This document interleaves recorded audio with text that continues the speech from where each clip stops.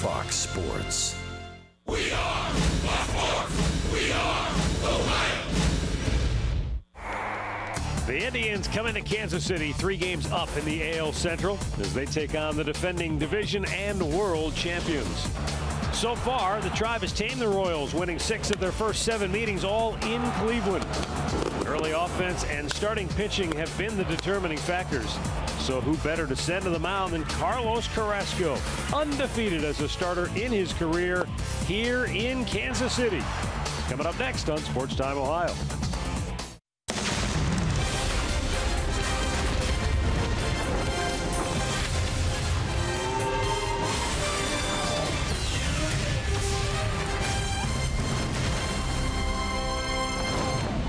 The Cleveland Indians make their first foray into the den of the defending world champions. Kauffman Stadium here in Kansas City.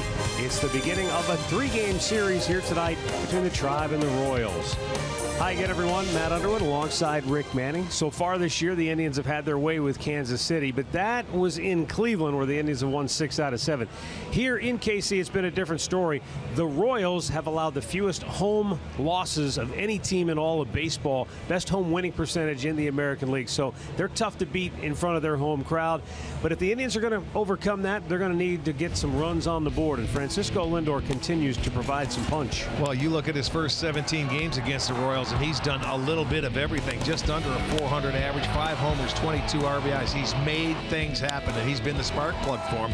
And you would expect that to continue. This is a very good ballpark for him to play in, to hit in, and play defense. And you can see how the Indians have fared against the Royals this year. They've won 6 out of 7. They've outscored them 37-18. Now, the key there, first run scored. The Indians, 6 out of 7. They've done it. That's been their MO, but their starters have been much better at a 2.66 ERA. Now Kansas City gets an opportunity to get the Indians back home, and we'll see what happens. Kansas City still has a very potent middle-of-the-order combination, but injuries have certainly hurt them. No Alex Gordon, no Mike Moustakas. Alcides Escobar was leading off when we faced the Royals in Cleveland. Now he's been dumped down in the lineup. They need to get some guys on in front of Kane and Hosmer. Otherwise, they're not going to score any runs. Well, these are 2 guys, they're still terrific hitters, and they can hurt you, but the Indians have done a nice job to this point in the season. You can see they've given them just 3 RBIs. If you don't like them, or if there's nobody on base, you can pitch around them. You can walk them. They did that to Hosmer back in Cleveland, and you know, sometimes you get a little over aggressive, but if you're going to have to face those guys, face them with nobody on base, and if you don't like your situation, walk them, and then you got to go after the next guy. But to this point, the Cleveland Indians pitching staff has done a beautiful job. And that's a big reason why the Indians sit atop the AL Central standings. They've won in the division more than anybody else, 18-7. Their lead over Kansas City is 3 games, and that's on the line here over the next 3 nights. Should be a lot of fun, Indians and the Royals. We'll be back with the first pitch coming up in a little while, but first, Alan Jensen will join us from the studio to break down tonight's pitching matchup when we come back. Cleveland Indians baseball is brought to you by W.B. Mason, the official office supplier of the Cleveland Indians.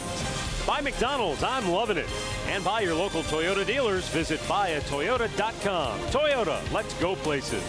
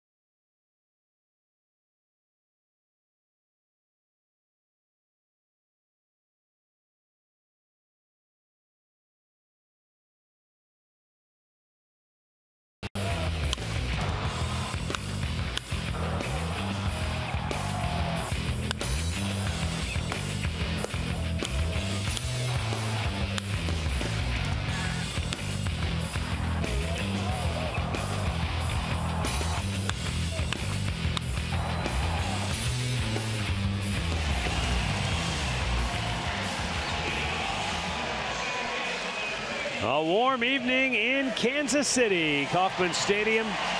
Indians Royals. As we get ready for tonight's first pitch, Carlos Carrasco will go for the Tribe. Edinson Volquez will be pitching for the Royals. And it's time now to check in with Andre Knott. He had a chance to talk earlier with Tyler Naquin, and there are Here Right sounds of the game. Tyler, new ballpark, another series, rolling with the first place team. How good does it feel to be here in Kansas City getting ready to take on this team for the Royals? It's amazing, man. I mean, last year World Series champs. It's just exciting. Seeing a new ballpark, another new ballpark for myself. Being a rookie, man, I think just going to any town's fun. A lot of fun being a part of this club, and especially being in first place. Talk about new ballpark. You look at this one, 410 to center field. The gaps are big. We obviously watch their guys run around it. How much do you watch it as a fan, watch them play that field, and now realize you got to go out there and run around in it? Absolutely, and I think every ballpark on TV looks a lot bigger. And then once you get inside of it, they seem to shrink up, but this one is pretty large. Detroit had a very big outfield as well, so you just got to run and go get them. Talk about at-bats. You obviously had the home run spree about a couple weeks ago, but you've been able to have some consistent hits. You had a big hit Saturday night in Anaheim. Seems like you're more comfortable. Is that a good word to use for you when you're at bat?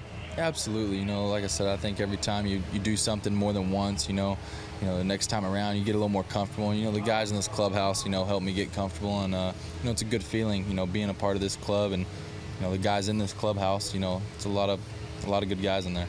When you talk about it, obviously you swing from the left-hand side. Do you go to guys that swing on the left-hand side like a Kip, or do you go to everybody to kind of get a feel for what a pitcher's trying to do to you? I mean, mainly, Kip's going to see the pitcher before me, and Lindor. I'll ask him, hey, what does this look like? How much did that break? Just kind of the tendency of that pitch, and just I don't like to know too much. Then you kind of start overthinking a little bit, but just little knickknacks here and there. Do you pinch yourself a little bit thinking about this is a team that won the World Series? You guys are in first place, big series.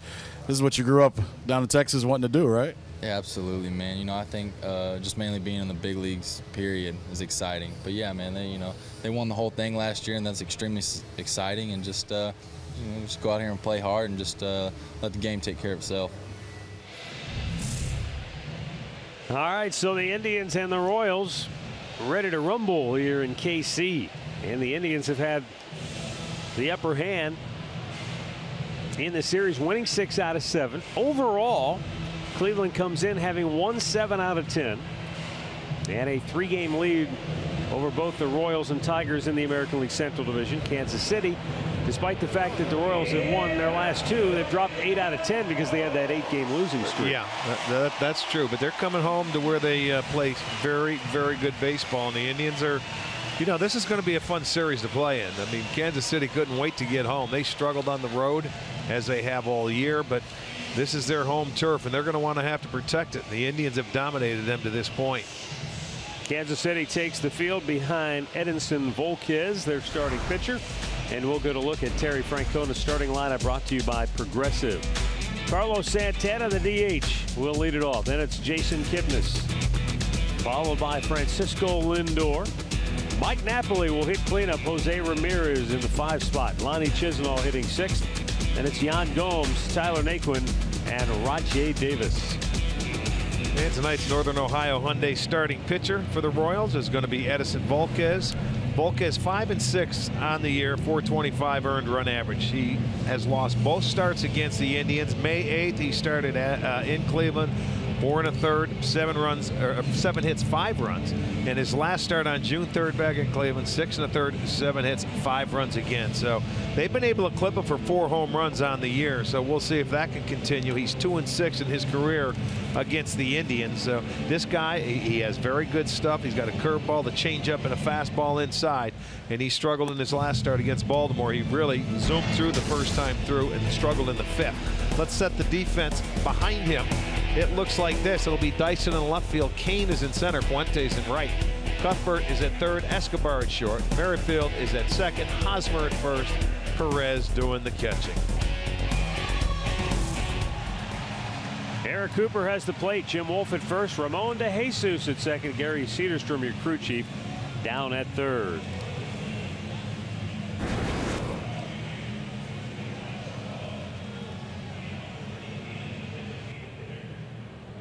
So we're ready to go as Edinson Volquez climbs to the top of the mound and Carlos Santana digs in the leadoff for the Indians.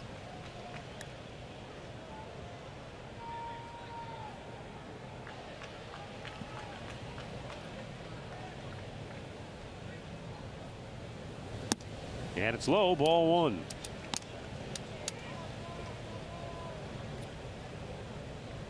Volquez 3-2 in his home ballpark this year. Nice ERA at 2.38. And Santana taking, that's in for a called strike.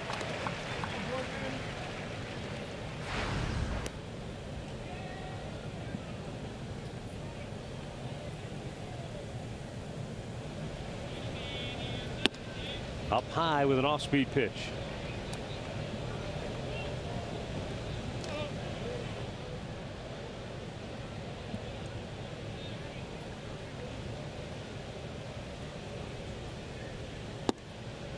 Came with an inside fastball, maybe a front door sinker that just didn't quite bite back enough over the inside corner. So now he's behind on the count 3-1, and this is where Santana can be very selective. He's low with it, ball four. Well, he hasn't been able to throw his fastball for a strike yet. Keys to the game brought to you by Wayside Furniture. Indians 26-6 when they score first, so early offense important. In 9 career starts against the Indians, Edinson Volquez is averaging 4 2/3 innings pitched. So if they can work that pitch count, maybe knock him out early. And for Carlos Carrasco, when he gets on the hill, keep the ball down in the zone. Talk more about that when he takes the mound. Right now, Jason Kipnis stands in. And again, the fastball command not there at the outset for Volquez. Kipnis 5 out of 22 on the road trip. Kip has pretty good numbers against Volquez. 353 average in his career, 6 for 17. Actually, you got to make him get in that strike zone now. Yeah. He's searching for it right now, especially the fastball. He started Santana out fastball, missed, changeup, strike, and then a curveball, and missed with 2 other fastballs, and he missed the first 2 pitches here.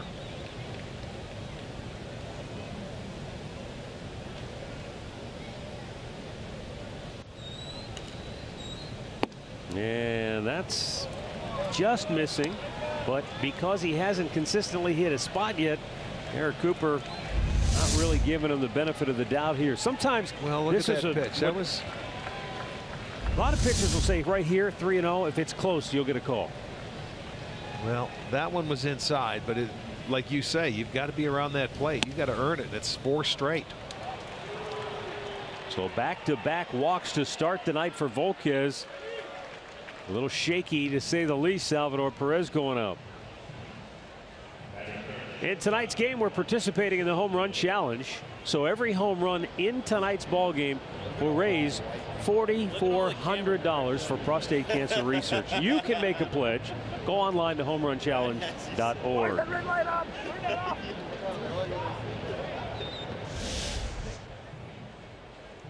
Well, Volquez getting input from his third baseman, his shortstop, his catcher, and Francisco Lindor will be the batter.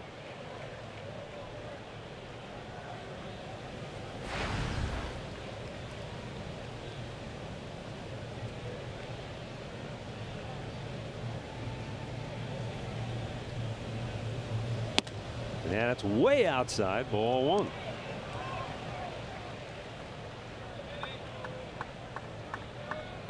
Well, really, there's nothing you can do. It's up to Volquez to do anything. When you don't throw strikes defensively, not a darn thing you could do. Changeup. Top of the slowed zone. him down. There you go. You slow him down a little bit, maybe. He hasn't been able to throw the fastball. Now, what do you call after he throws a changeup for a strike and he hasn't thrown a fastball yet for a strike? Do you call it again?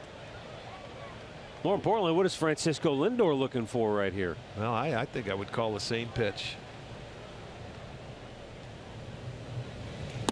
Curveball, slowed him down. Stay with the breaking stuff, off speed. That was a good curveball too. Yes, it was down in the zone. That can slow him down and at least give him a little bit of confidence.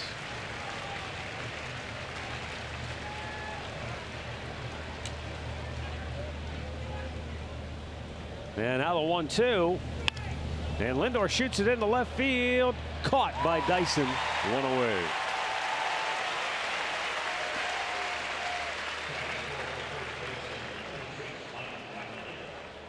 So Volquez gets the first out of the inning. And Mike Napoli comes to the plate. 81 degrees, our game time temperature here tonight. We had some showers off and on this afternoon here in Kansas City. It was hot earlier, around 90 degrees, and it's expected to hit 100 degrees on Wednesday.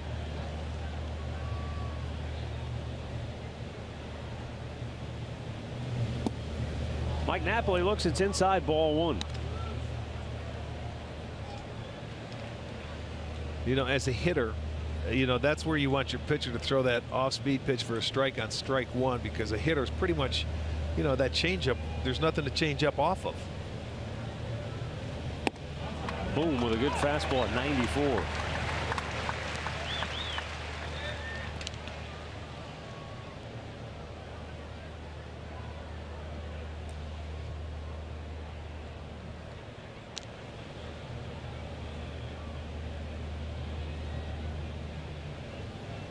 Volquez ready, the 1-1.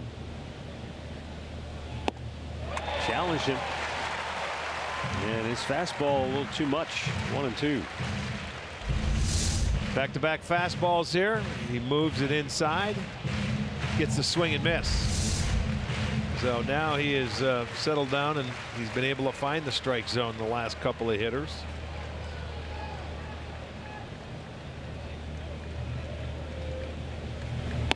Upstairs with an off-speed pitch. And it's 2-2. Indians trying to jump out early. It has been a key to their success this year when they can score early, especially it seems when they score in the first inning. Well, that's what I love when on the road they've been able to do that a lot. Top of the first before their pitcher even goes to the rubber. They get on the board. Napoli shoots it foul on the right side. And don't think that doesn't give everybody a boost, not just the pitcher, that offense as well.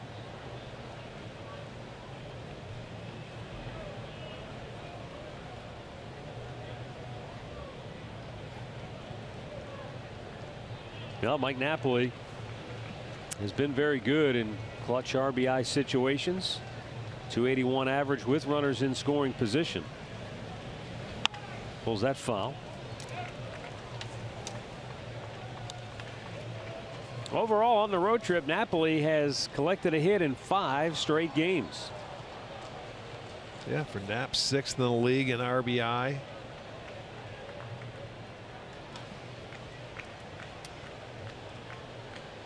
And he's putting up a good at bat. You can see a lot of the pitches from Volquez in. He's not giving him too much to handle. And Napoli pulls that foul. The only thing you could do with that ball, and especially if it's off speed and you get it in there, if you're going to hit it hard, you got to pull it foul. They know that if Napoli gets some swinging room, he can do some damage. Now this is an awfully big ballpark, but you could still hit it into the gaps here.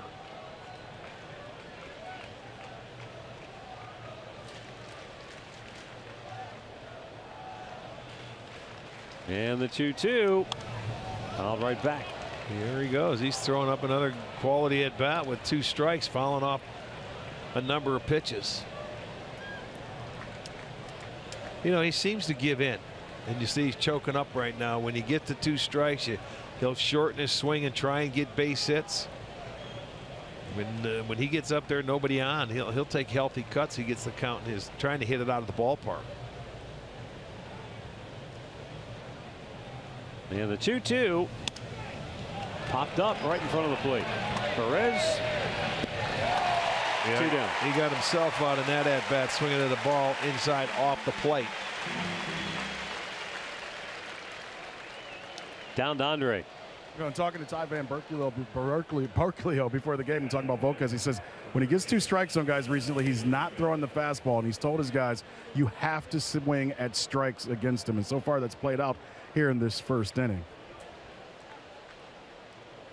Well, especially a team that has had success against you, he's going to have to try and change his formula the way he's been going at this Indian club.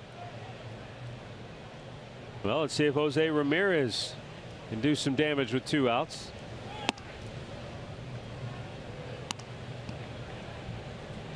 Jose, with runners in scoring position and 2 outs, has 11 hits and 27 at bats.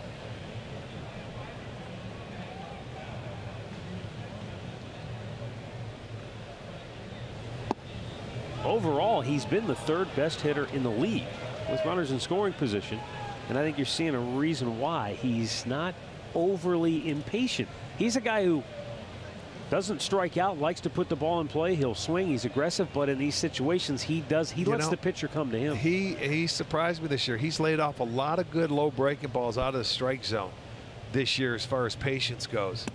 You know, younger, you used to swing at him, you get the strikeouts, pitchers try to expand their zone. He's been able to lay off that pitch and just spin on it and take it, and he's had a lot of success. And it looks like Volquez doesn't really want to pitch to him because everything he's trying to make off speed and paint it. See if he lays one down the middle here, 3-0 with a fastball. He tried, but he missed up and away. And the bases are loaded on 3 walks in the first, but there are 2 down now. And Lonnie Chisenhall to the plate. Well, what this does, you know, even though whether he gives anything out, you can see 15 balls on only 11 strikes. This doesn't bode well to stay deeper into the game. You know, you're looking at him now in the first inning. He has not allowed a hit, but has walked the bases loaded and has a chance to get out of it. Boy, you'd love to see him get a 2-out base hit here. Lonnie Chisenhall awaits the pitch from Volquez, and it's a called strike. Boy, that looked like it was off the plate. It was. He got help right there. And I don't blame Lonnie. You don't swing at this. He's been struggling to throw strikes. You don't give him that pitch. It's the same pitch he just called ball 4 to Ramirez. It's called consistency. Well, the 0-1 now. And a broken bat roller to second base. Merrifield will throw to first, and the inning is over. The Indians load him up, but leave him that way, and the Royals are coming to bat.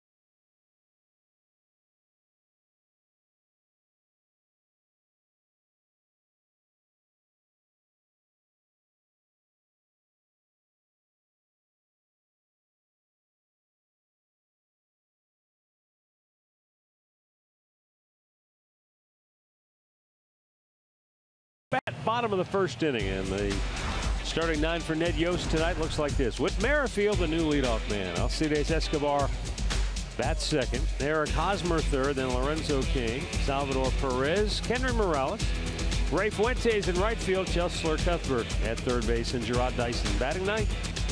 And the Northern Ohio Honda starting pitcher, Carlos Carrasco, his 7th start, 3rd since coming off the disabled list in his last start in Seattle. 6 2/3 innings, 5 hits, 4 runs. Gave up a couple of home runs, but he's working his way back in. He got up to the 100 pitch mark in his last start, started to get a better feel, made a couple of mistakes in that ball game, and other than that, that was it. The Indians, they were shut out in that game. So we'll see if he can come back out and start fine-tuning it from his last start.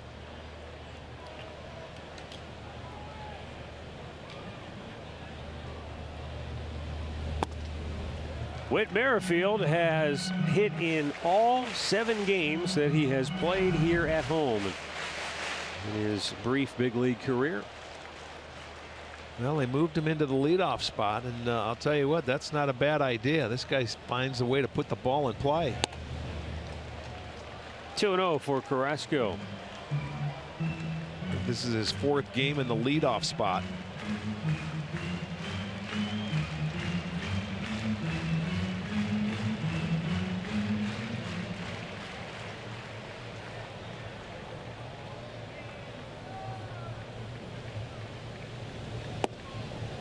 In there for a strike with the fastball. 2-1.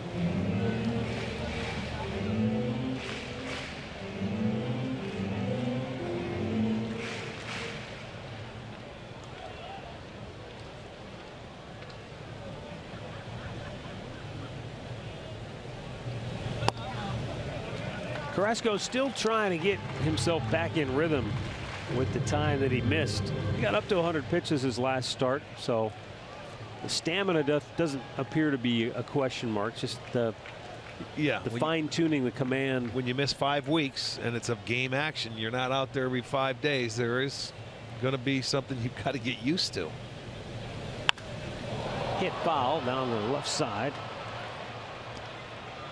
No, that away. He did attack the 3-1 pitch in there, and it was far, but it was way foul. I mean, the best example of where Carrasco's at right now in terms of pitching is the numbers. Last 2 starts since coming off the DL, he's pitched 11 2/3 innings, and he's given up 14 hits and 7 earned runs. That's not very Carrasco-like, so it tells you he's still working his way back into it. Right field. And it's over the head of Chisenhall. And off to the races is Merrifield. He's going to have a triple. Well, that was played into a triple there by Chisenhall. He was fooled by that pitch. It was hit on the line. If he would have held his ground, he came chugging in about 2 or 3 steps and ended up going over his head. It's on a fastball down and away. Hit on the nose. Here he comes, and then he realized he made a mistake after about the 3rd step coming in on it. And that, in this ballpark, you're better off playing a little deeper and then making the adjustments. Well, this one got over his head. It allows a triple to Merrifield, his first. So Kansas City with a chance to get on the board.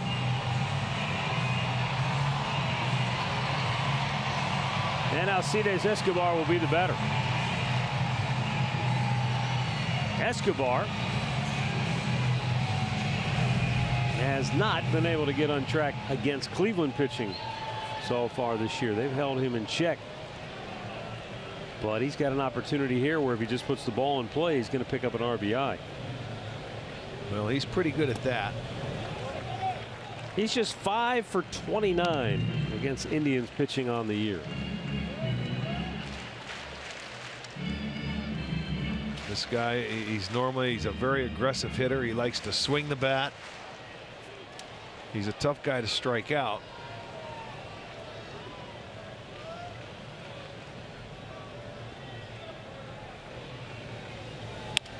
And he'll bloop it in, and the Indians will watch the Royals take a 1-0 lead.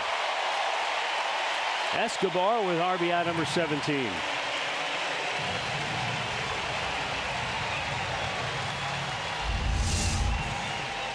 You see a fastball right there. Carrasco challenged him. He fights it off, flares it into right field. So Chisenhall's been tested. The first 2 hitters, one over his head, another one in front of him. Very spacious outfield here. Is when you're out there, a lot of grass to cover.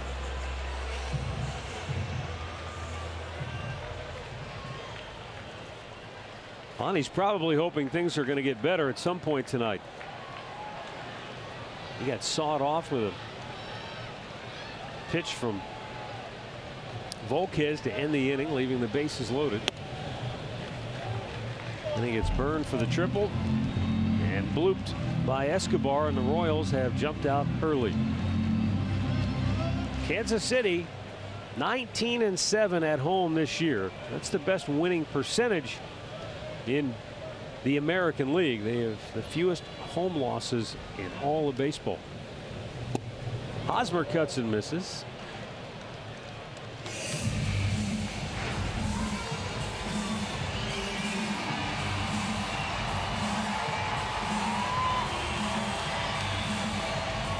Well, you notice in this lineup for Kansas City tonight, Morales, the guy who has been struggling, has moved out of that number 4 hole.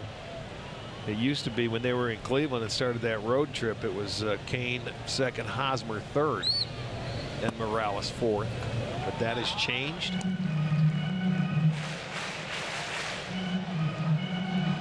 But the key is, and we said it before, you keep guys off base when these two guys are hitting. So you have a little wiggle room when they're up in the box.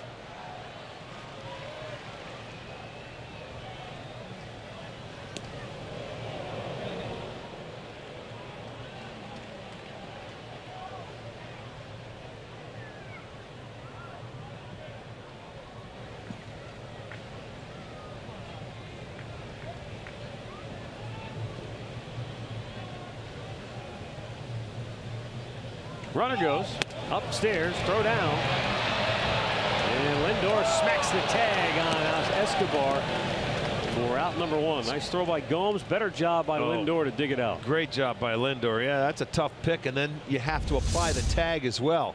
They wanted a high fastball. They get it. It's a good pitch to throw on, but he short hops it. But that's a nice play by Lindor on the back end. It was accurate by Gomes, but a little short. But you see how he went up there with 2 hands and made sure he got it, and he was able to apply that tag down. So nice play. Meanwhile, 3-1 count for Hosmer.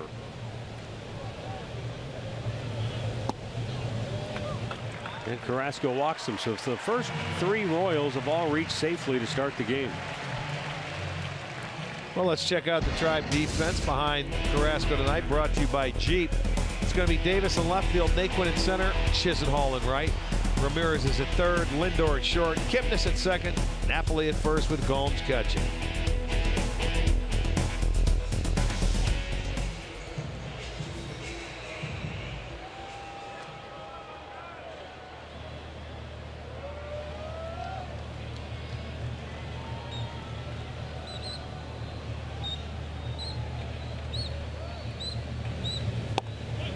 Lorenzo Cain taking a fastball for a strike.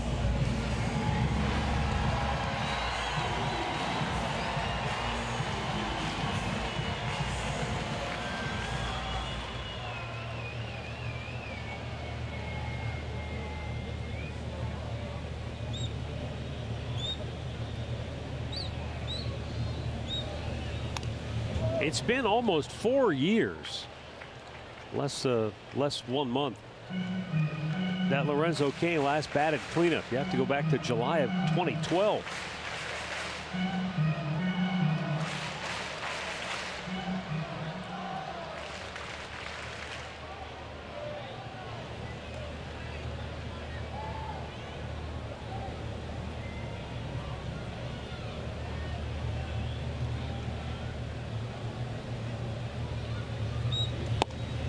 And there's strike 3 called. 2 down.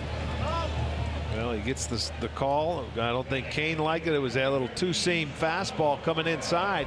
It'll be our Circle K strikeout. Watch the movement. Pretty good pitch right there from that angle. That's a tough one as a hitter. You're not looking inside there when you're down on the count 0-2. Carrasco makes a perfect pitch and gets his first strikeout. And with 2 away, Salvador Perez, the batter. Perez missed 6 games with that thigh bruise. Kansas City fortunate he did not have to go on the DL. And he has come back and played at a high level. You wouldn't know there was anything ever wrong with him. Well, he's a tough guy.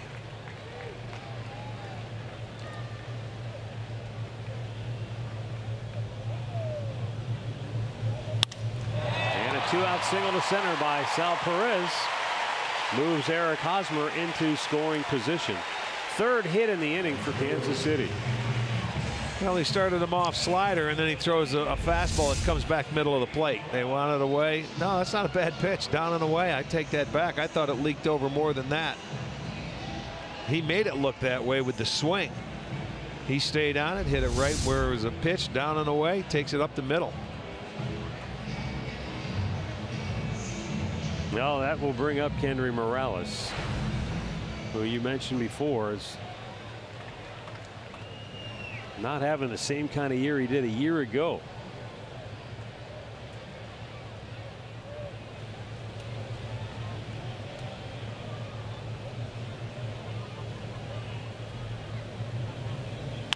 There you go. One pitch, get that out.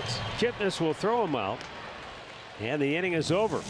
Kansas City makes a lot of noise, but they only get 1 run in. However, they lead it 1-0.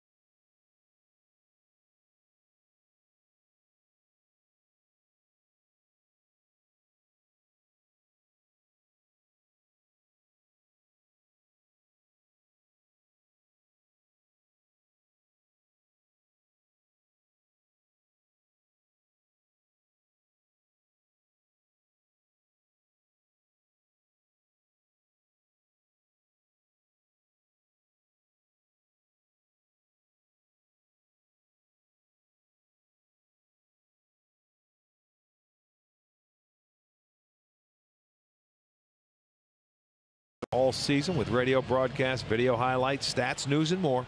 Download the MLB.com app, the #1 app for live baseball on your smartphone and tablet.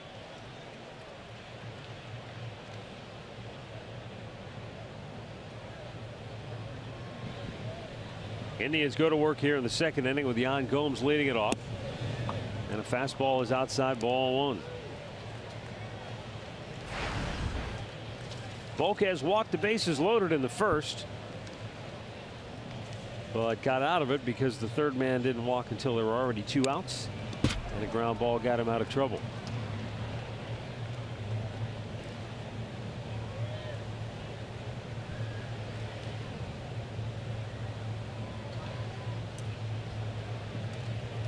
Dave Island, a pitching coach, has had his hands full this year. The 1-1. Obviously, there's a lot of expectations when you win the World Championship, and sometimes things don't always go as planned or, you know, as you may have envisioned them. Yordano Ventura bounced back in a big way for Kansas City yesterday after his last start ended in a fiasco in Baltimore. Duffy has too. He's pitched much better, but you know what? You can't plan for injuries, and they've lost a couple of all-stars out there with Moustakas and Gordon, and you know, it's just one of those things, man. They're going to battle their way through, but there's a long way to go. 100 games left in this season.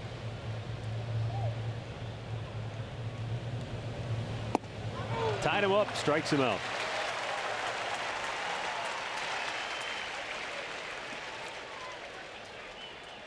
Stat of the game brought to you by Buick. At 18-7, the Indians have done a terrific job within the Central. Big reason why they have the top mark in the division. Well, take care of your own business. They're under 500 against the, once you get out of the division. 3 games under. Tyler Naquin looks at a ball outside. And they've outscored their opponents in the division by 48 runs. That helps.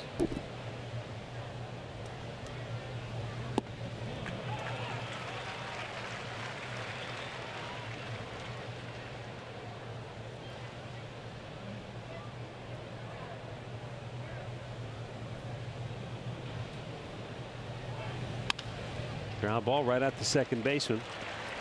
Merrifield throws him out, 2 down.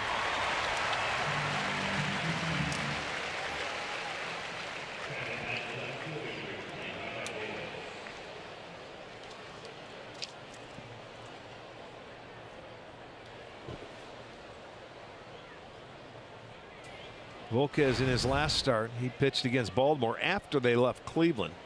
And he retired 13 of the first 14 guys that he faced in that ball game, and then lost it in the 5th inning, where he ended up giving up 4 hits, a couple of walks, and just couldn't get out of that inning.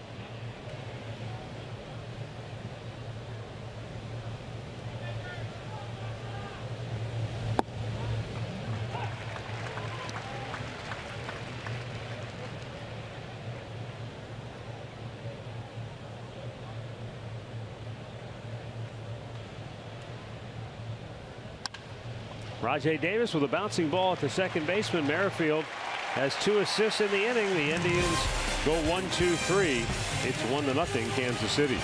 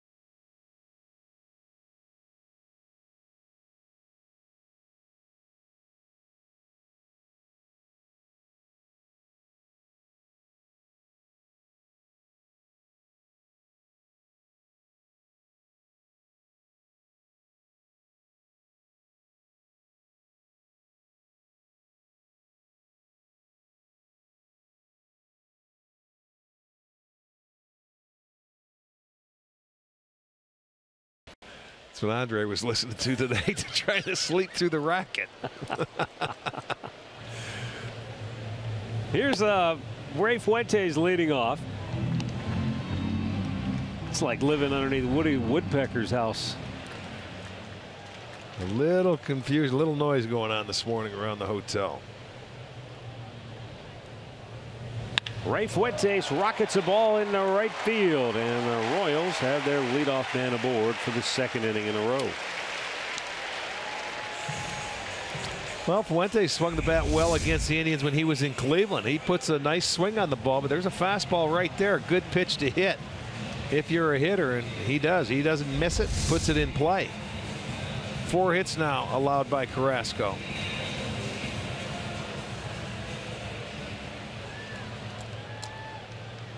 Chesler Cuthbert.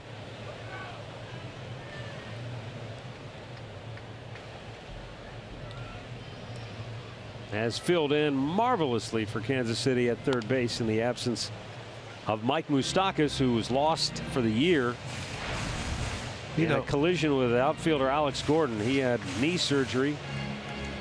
Gordon, a fractured wrist. They are hoping to have him back in a couple of weeks. You know, that's not an easy job. Big shoes to fill when you're a kid. They call them up from AAA, but they are, for right now, filling that hole with a kid from the minor league system, and he's doing a nice job. He's getting an opportunity he normally wouldn't have. A little bit low.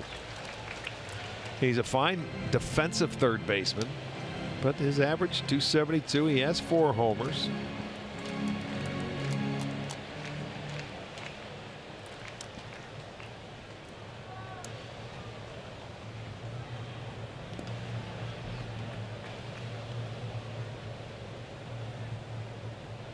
Well, it does make you wonder, though, if the Royals will go out and try to make some kind of a deadline deal to bolster their club, knowing that they won't have Moustakas back, or if they feel like Cuthbert is the guy to ride it out with. Well, maybe they would look. What's more important? Do they need a starting pitcher? I mean, I'm sure they know what they need best. It's tough to, you know, replace guys on the fly that are hurt and out for the year. You know, their salary is pretty much set. To go and get somebody else, you're either going to have to trade somebody from your minor league system, and it's not like you can go out and buy one now. Well, they paid a pretty steep price to get Johnny Cueto a year ago in terms of minor league players, right? Prospects. Fouled off the leg. He's beating himself up. Yeah. That go right off his front thigh or knee? I don't know, but he's hobbling. Back might one. be the back knee. Huh? That one gets deep in there, and he can't even get. Oh, yeah.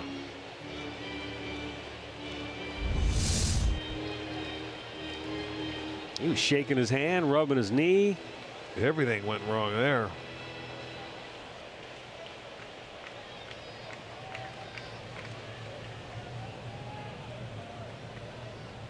Probably try to go right back inside again. Why wouldn't you?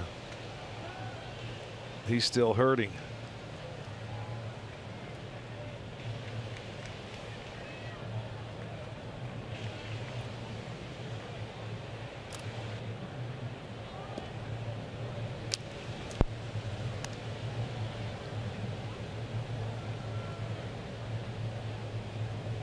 One nothing Kansas City, second inning.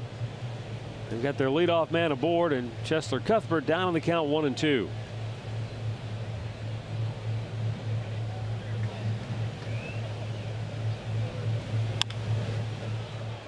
Pulls it foul.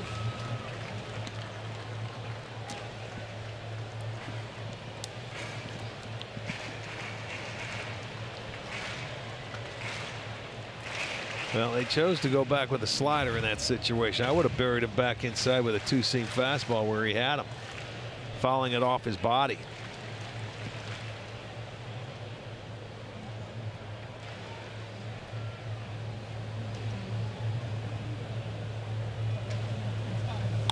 And 1-2 pitch foul the other way.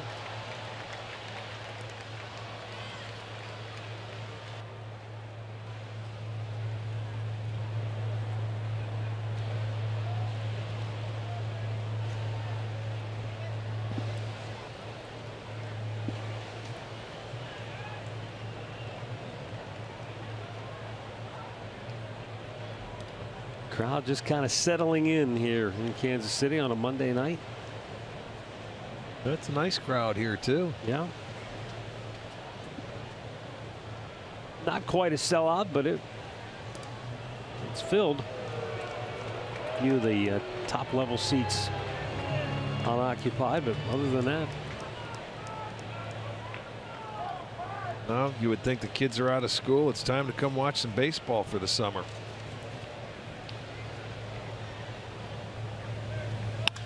Up the middle, another hit. First and second, nobody out. And Carrasco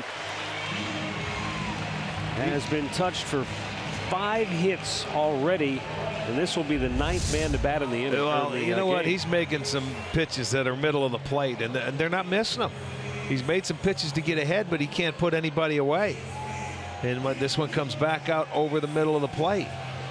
Yeah, those are good pitches to hit, and they are hitting them. The first hit was a gift hit, the triple. They've already gave him a run in the first, but now Carrasco's he's got to start settling in and make some good pitches.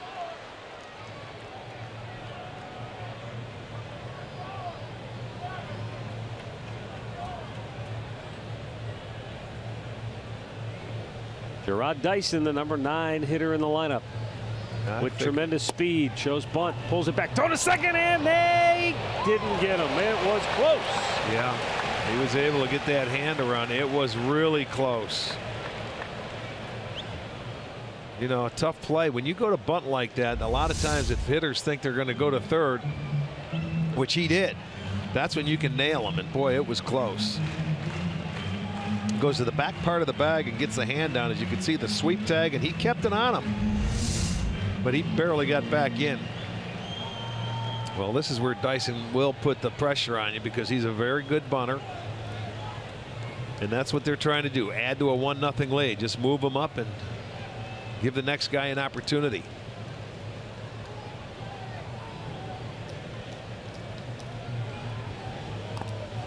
Yeah, he tried to bunt it, but he fouled it back. It's 0-2.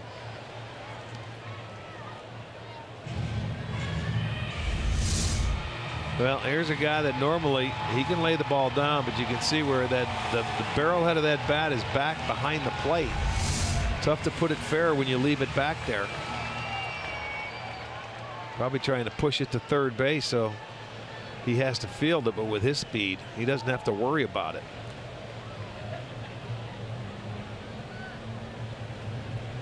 Now here's where Carrasco really needs to bury and put him away. The 0-2. Just inside.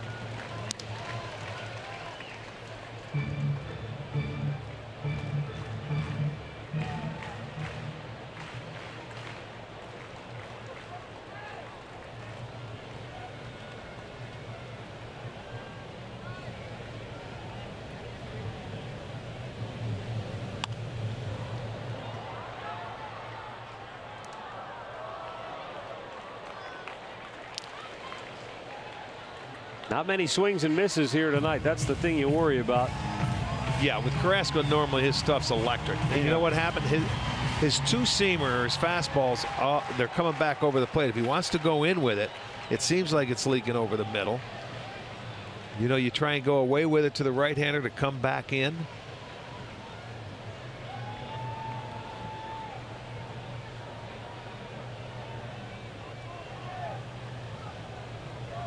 He's having to work awfully hard the first time through the lineup. Let's hope something catches and kicks in here. Dyson swings and misses on a good off-speed pitch. Second strikeout for Carrasco, 1 down in the inning. Well, that's a good slider going down. Away. There you go. That was an excellent location. He was ahead in the count. That certainly helps getting him to swing at that pitch. So you get your first out. The runners don't move up at all. Now he'd love to get a ground ball double play and get him back into that dugout and get a little breather.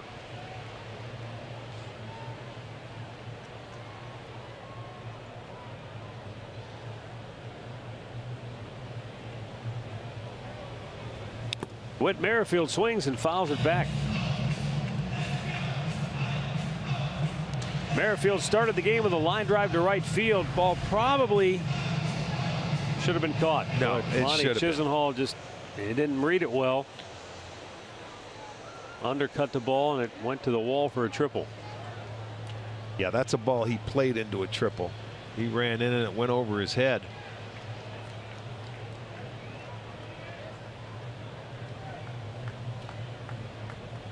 Right now Carrasco trying to minimize damage.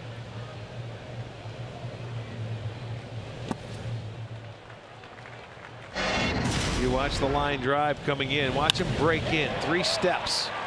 And then all of a sudden he says, oh my goodness, I misread it. That ball stayed up and it got over. That's the leadoff hitter of the ball game. So they had the leadoff triple. He ended up scoring on the very next hitter. And then Carrasco got out of that inning after a walk and another hit. Trying to pull the rabbit out of the hat again here in the second. First two reach. He struck out Dyson.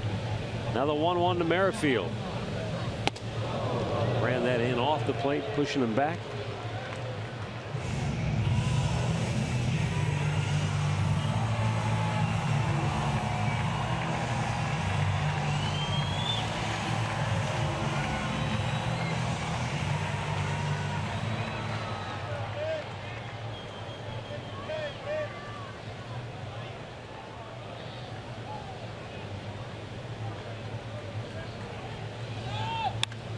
Popped him in the air, right field.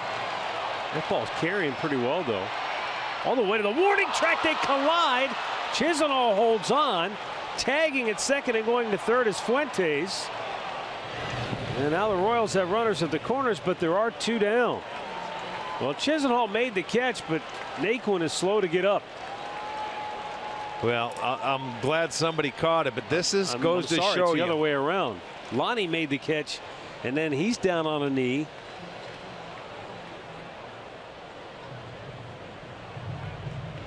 Well, you see, it's going to be Naquin. Let's take a look and see if we can see if anybody call it. Here you go. You see him calling for it. He's calling, and does it more than once. But they get over there, and Chisenhall is in his way. He doesn't get out because the alleys are so big here. You have to make sure. Now, whether Chisenhall hurt him or not, I don't know. But we did see where Naquin was calling for it. The one good thing, the ball was caught. But this is the size of this outfield. That's what can happen out here. You know, watch them, see if they bang knees. That's pretty much what it looked like to me. But he was able to hold on and get the ball in. But Naquin had it. He was under control. He could have caught it. That's just a little bit of a communication breakdown, and I don't know if Lonnie hurt him, to be honest with you.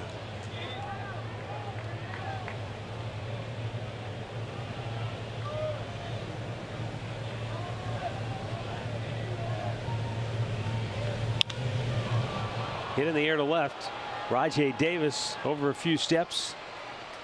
Gonna make the catch. And Carrasco works out of it. Through two. Kansas City 1, Cleveland 0.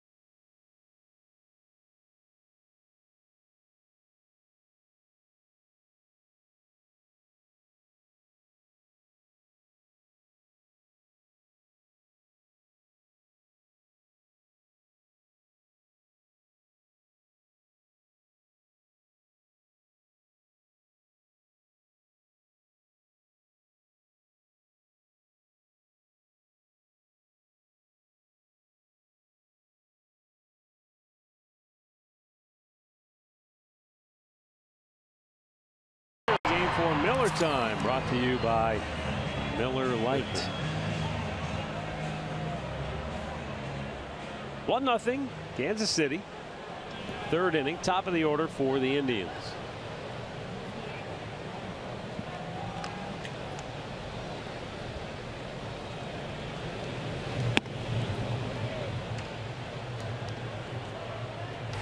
Santana drew a walk to start the game. In fact, Edinson Volquez walked the first two Indians to start the game. But he was able to get out of that jam. 1 ball, 1 strike.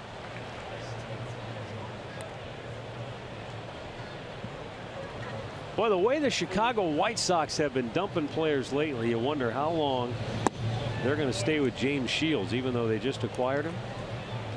That is a good question. He's getting bombed again today. So if you include what's happened tonight, his last 3 starts, he's pitched 6 2/3 innings, and he's given up 23 earned runs. Ouch. 2 balls, 2 strikes. Well, that's a good question. We'll see. Tigers his next start then will be back in Cleveland. Tigers out to a 6-0 lead. 3 in the first, 3 in the second off Shields. So then he should be ready to go in Saturday or Sunday's game. The White Sox coming in, shouldn't he? Today's Monday. Yeah. Santana easily retired. 1 down. Injury report brought to you by the attorneys at Elk & Elk. How about Brett Eibner? He got called up to help out when Alex Gordon got hurt.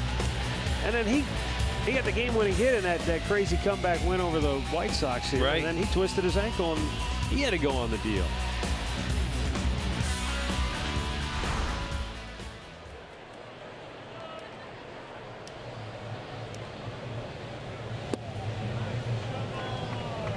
Jason Kipnis with a walk his first time up.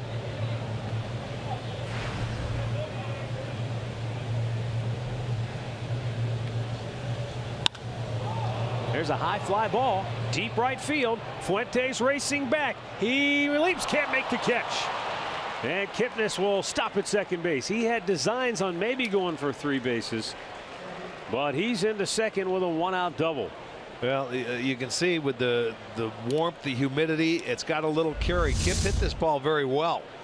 But this ballpark, man, I'm telling you, it's one of the biggest there is. That's why Kansas City, they don't hit a lot of home runs here. Fuentes goes back. He's going to jump up. Had an opportunity. He took his eye off the ball, really. He was waiting for that fence to hit him. All right, down to Andre. You guys are talking about the field and how it plays with the humidity and the different, talking to different guys here. Some says it plays the same way. Other guys thinks it plays bigger.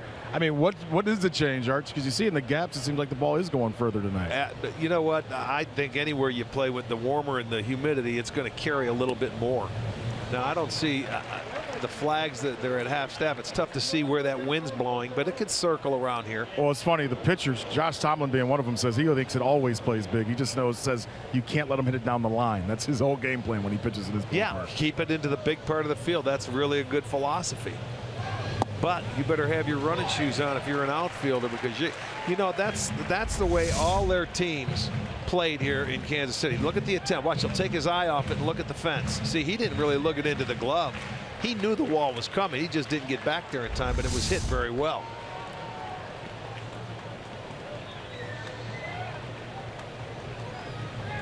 I'll tell you how this Royals team played as Lindor goes down on the breaking ball.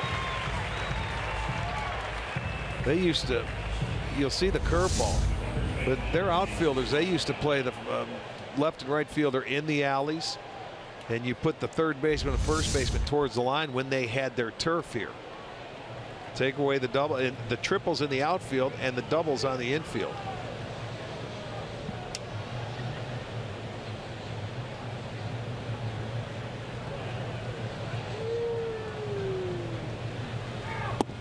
Mike Napoli takes it's a strike.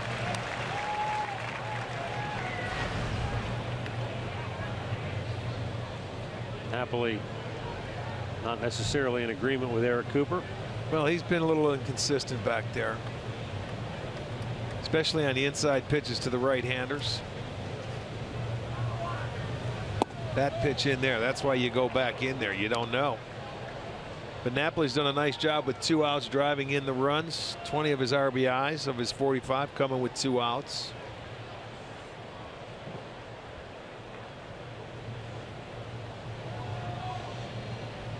Well, the first 2 have been in there. See what they want to do here.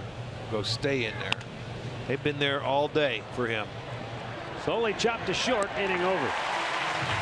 The Kipnis double does no damage. Middle of the third, 1-0 Kansas City.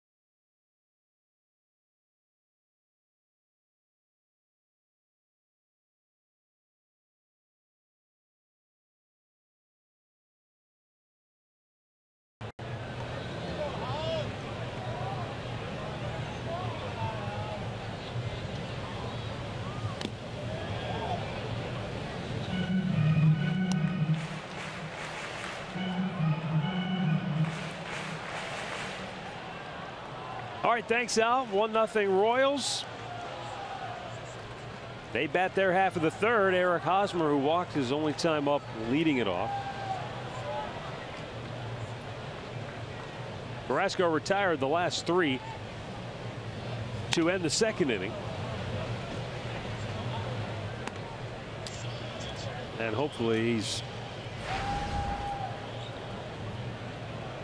able to get himself back on track here now, after surrendering 5 hits to the first 8 hitters. That's yeah, he's going to have to find some better location.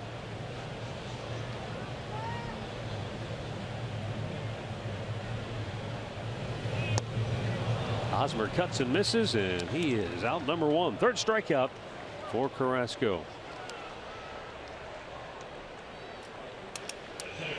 Arquilla in the driver's seat shows you that as a starter in this ballpark, Carlos Carrasco has been unbeatable. 5-0 with a 2.66 ERA in 6 career starts in this building. Well, good. Then something's got to kick in here. I'll tell you, that was a good slider. It's the same one he threw to Dyson to get the first out last inning. He ended up throwing to Hosmer. Took a little more off that breaking ball than normal. A little jam job to second. That's what he needs. That a boy, nice quick inning. 2 down. You wonder, Rick, if Carrasco might have been overheating a little bit here right out of the gate. It's hot, and he had the longer sleeves on at the start, and he shedded a layer. Well, we saw Salazar do that one, didn't we? Was it in Cleveland, I believe? Yeah. Well, they ought to check their apps before they go pitch, because sometimes, you know, it's going to be hot and humid.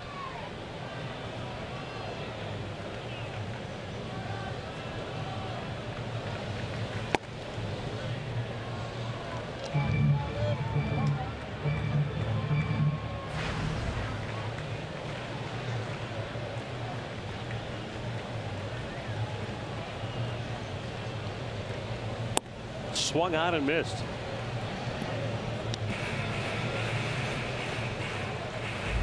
This was his changeup going down and away. See, that one didn't come back. The fastball has been coming back on him, but that changeup stayed out there in a good location.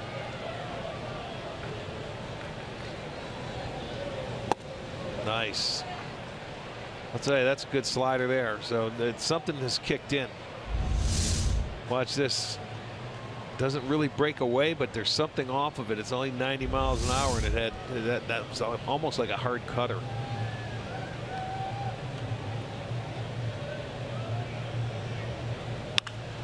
Hard smash. Lindor tried to knock it down with a bare hand, but no play. And Perez has a 2-out infield single. And I think he thought the only way he was going to be able to get Perez was with the bare hand. What a tough play that would have been. But just the thought of it, you know, I thought it was hit harder than that, just to try a bare hand. I know it was off the end of the bat, but it hits the dirt and it goes up. So he tried to bare hand it, couldn't catch it cleanly. So it'll be a single for Perez. He is now 2 for 2.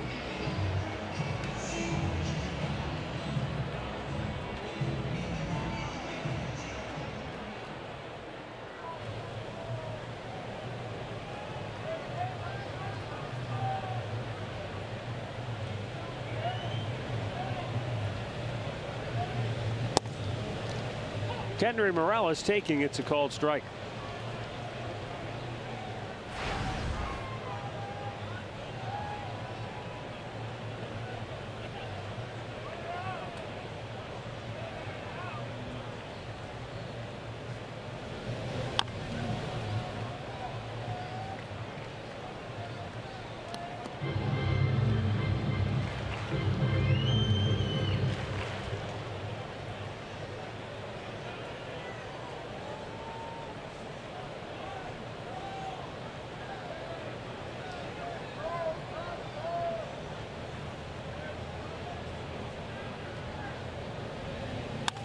Shoots it, and it's a wide open area. Stopping at second base is Perez. And with that shift on, all Morales had to do was make contact, and that's what he did. Well, you know, let's look at that pitch in the sequence, but when you're playing him over and the shift is there, look at that pitch. That pitch is 4 to 6 inches off the plate. The only way he could hit it is down the third baseline. And he had one hit in Cleveland in the last series, and it was a hit just like that, where they were vacated all on the other side of the field, and he slapped a double down the left field line. So that, to me, you're pitching away from your defense right there. But he stayed with it. He didn't try to pull it. Well, he couldn't pull it where that pitch was located.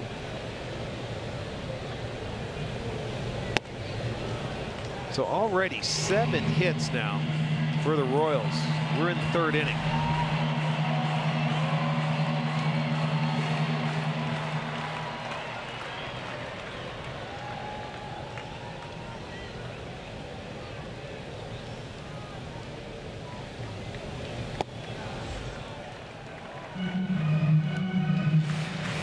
Yeah, Carrasco already over 50 pitches.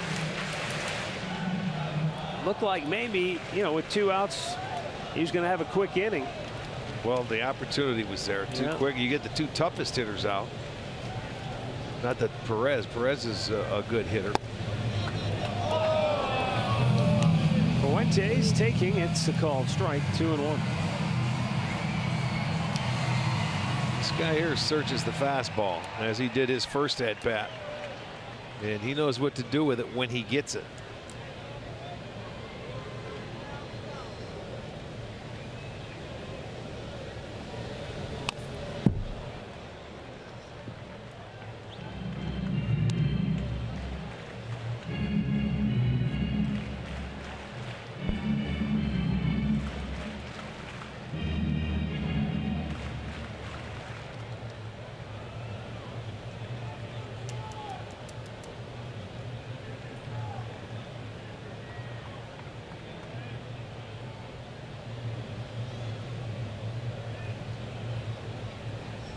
With 2 on and 2 out, the 2-2 pitch is down and in. Made him dance out of the way, full count. So the runners, Perez and Morales, the 2 slowest guys on the field, will get a head start.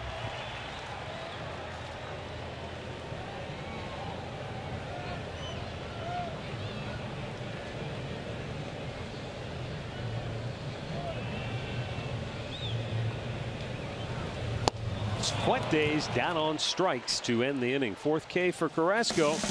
2 more stranded. The Royals have left 8 already, or rather they make that 6 through the first 3 innings.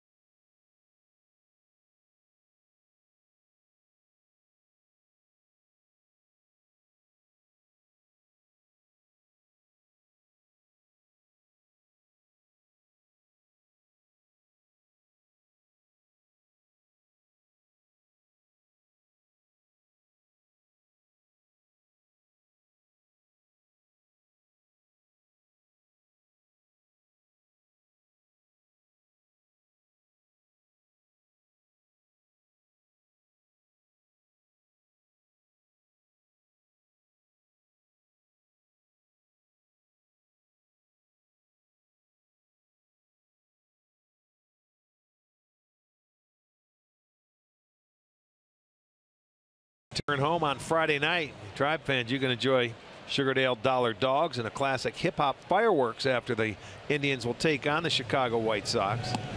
Also, $2 Miller Lite, before the game, along with the live music at the block party in the right field district. Go to Indians.com.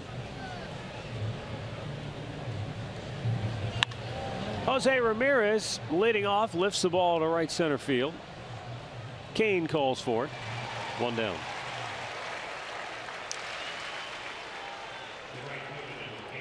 That'll bring up Lonnie Chisnall.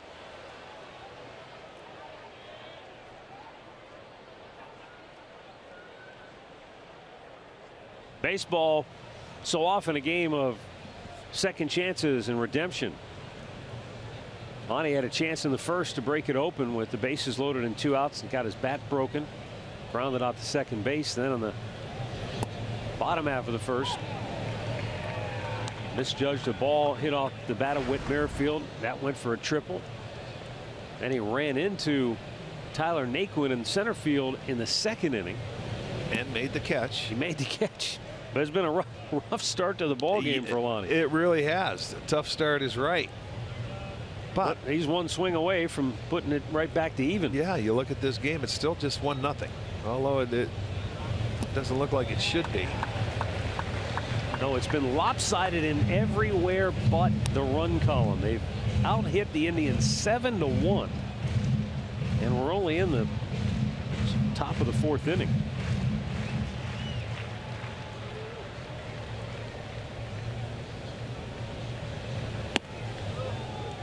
Upstairs, 2-2. That's the one fastball he threw with 2 strikes, but it was maybe a show pitch.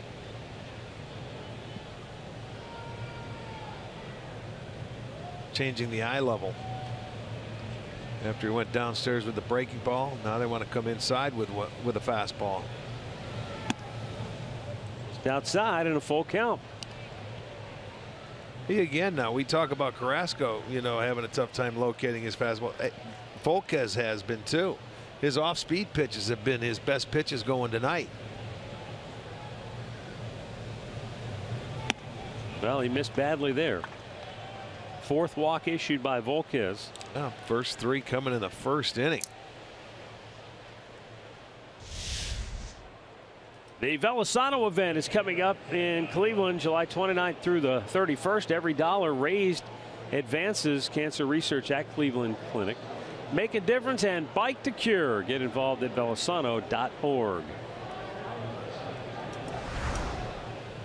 Yan Gomes with 1 on, 1 out, struck out his only time up.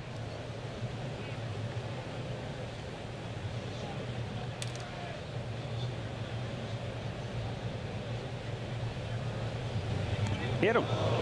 And the Indians have 2 on with 1 out. Rick, it's hard to figure Volquez, his career numbers against the Indians, as bad as they are.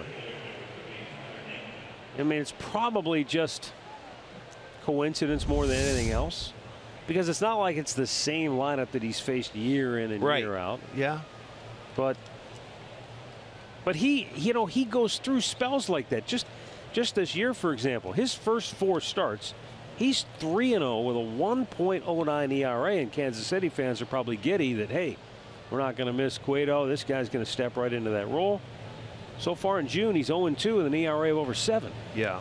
Well, that's been pretty much how the Royals have played as a team. Yes. Glad you brought that up, because I looked at that today before we started the game. You talk about winning series and losing series. Well, Kansas City, I mean, they've gone from, they've lost 5 straight in April through mid-May, and then they won 6 straight series in a row from May to June. And then they just lost 8 out of 10. So, I mean, it's double play ball, perhaps. Inning over. Terry Francona, he'll take a look. Want a challenge. Even the Royals aren't leaving the field. They're saying, hold on. Yeah, that was close. That was really close. Naquin was doing everything he could to beat it out. Terry Francona will challenge. Yeah, it looked like he beat it out here by the time they get that relay, and there's a throw. Yeah, looked like that foot was on the bag. Now, what's he talking to Cederstrom about? Oh, he's the crew chief. Yeah, well, let's go. We want to challenge that he's going to be safe at first. Man, it's not that tough to figure out. No kidding. What else, can you challenge? Well, there's a good look from this angle. He gets everything he can on the ball. I'm saying he's safe. Yeah, I am too. I'll tell you, the only thing maybe Gary Cederstrom was just making sure of is that Terry wasn't, in fact, challenging something at second base. Oh, it was okay. close to where he was coming off that bag, but okay, I didn't think about that, but I thought it was a play at first all the way because it was bang bang. I'm sure that's what it is, but when I looked at the replay, I thought, well, he might have just been asking him to be sure he wasn't challenging the force at second either. I think he's going to be safe. I do too. I really do. Bernie's been hot. Let's look at the complete turn of this double play attempt. Yeah, he is in contact there. So yeah, that's a he was out. fine. He was fine right there, and he put something on that throw, but it looks like Naquin's foot is on the base before it's in the glove of Eric Hosmer. But he was called out. We'll see how they see it.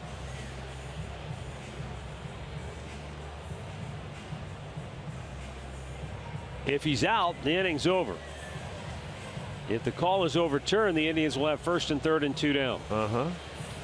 Cederstrom, the crew chief, on your right. Long. He's safe. There you go. Good challenge once again by Mike Barnett. Scott Atchison back in there, leaning over Barney's shoulder. Barney didn't need any help, man, over the weekend. Yeah, out in L.A., he was tough. A couple of bang plays. Be careful, Atch. Well, I'll tell you what, they get a break. It was I thought, a good call. Now they have one more opportunity because of the hustle of Naquin. The Royals did everything in their power to turn that double play, but you beat it out, you have one more chance.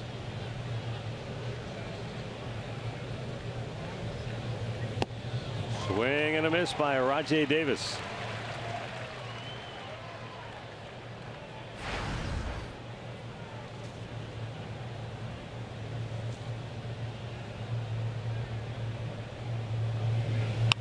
Ground ball to short, and this will end the inning.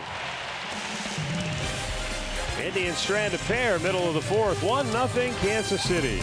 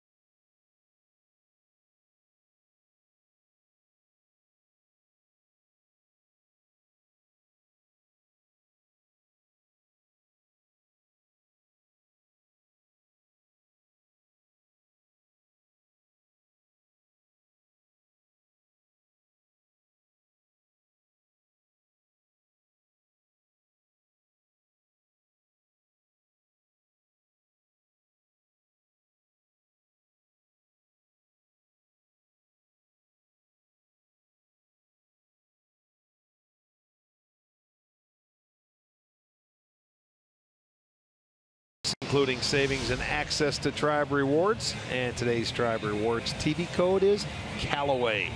Visit Indians.com season tickets for complete details.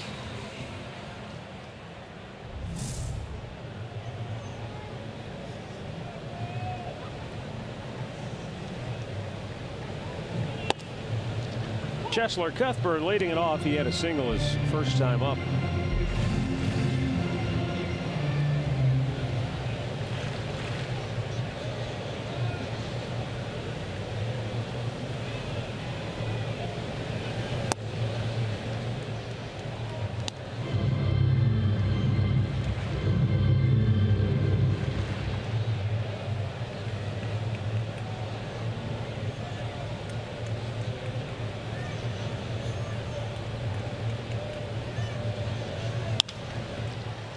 Routine bouncer to short. Lindor fires it over. 1 away. Our T-Mobile greater coverage of baseball. Boy, the guy the Tigers got for Yoenis Cespedes is paying some early dividends here. Yes, he is. 28 1/3 consecutive scoreless. Now the Indians took care of him, but that was earlier in the year. He's developed that changeup. It's been his money pitch to go with his good fastball.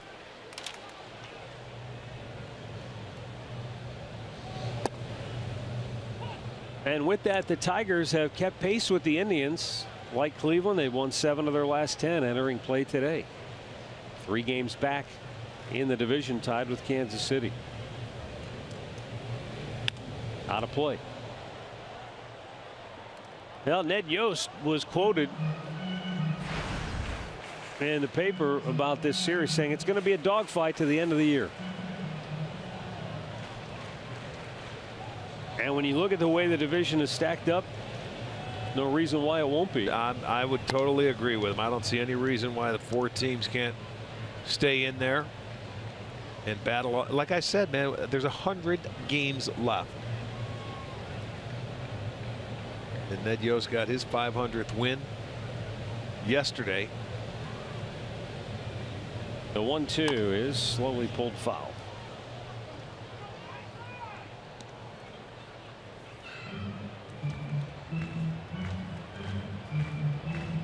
Well, you know how well that Kansas City plays at home. We tell you they got the best winning percentage in the American League, 19-7. Well, they end up 14 out of their last 20 games of the year are going to be right here, and we close the season out with them. Yeah. End of September and into October. So if they continue to play well here, they may have something to say about it in the end. No question.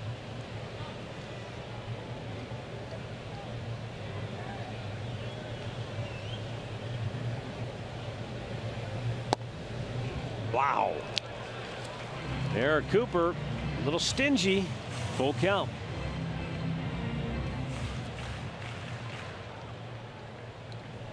Dyson was struck out on a very good Carrasco breaking ball his first time up. See if he goes back to it here. 3-2. Nope, fastball, or just something that had a little movement on it. That might have been a changeup. It was changeup going down, I think.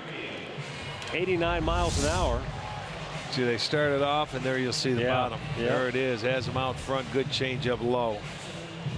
So 2 down, top of the order. You talked about Kansas City, Rick, in their streaky nature. So back on April 24th, they beat Baltimore, and they were 12-6. Looking pretty good, defending their title, coming out of the gates, playing good baseball. They proceeded to lose 13 of their next 18.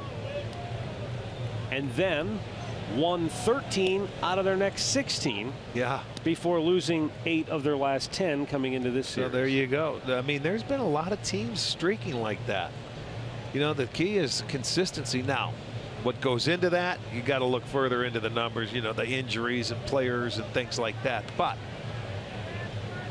consistency.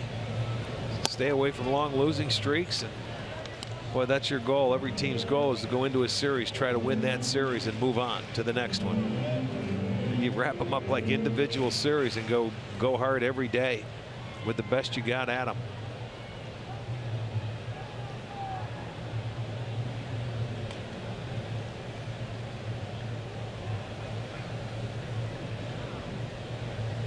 And the 0-2 is hit a ton.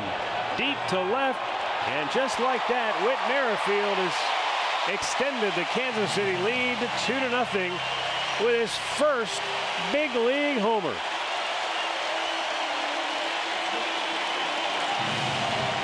Well, he's halfway to the cycle now in 3 at-bats. The triple, his first homer. That homer coming on an 0-2 pitch. And you're going to see a bad breaking ball by Carrasco leave the yard. Here you go. Boy, that stayed on middle third. You see Gomes having to go in, and with 2 strikes, a lot of young hitters, they're just protecting. But he gets a ball to his liking and leaves the yard. So it's a 2-0 ball game. 8th home run given up by Carlos.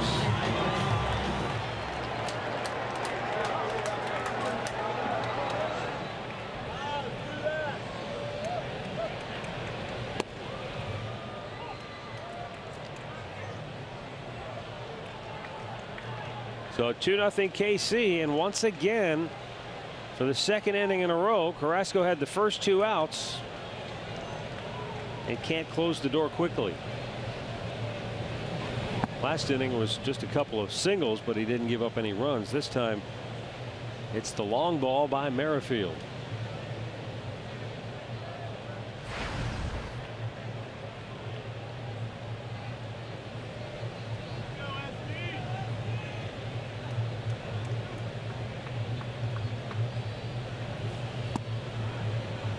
And a strike called. 1 ball, 2 strikes with 2 down here in the 4th. Alcides Escobar drove in the first run back in the first inning with a little bloop single into right.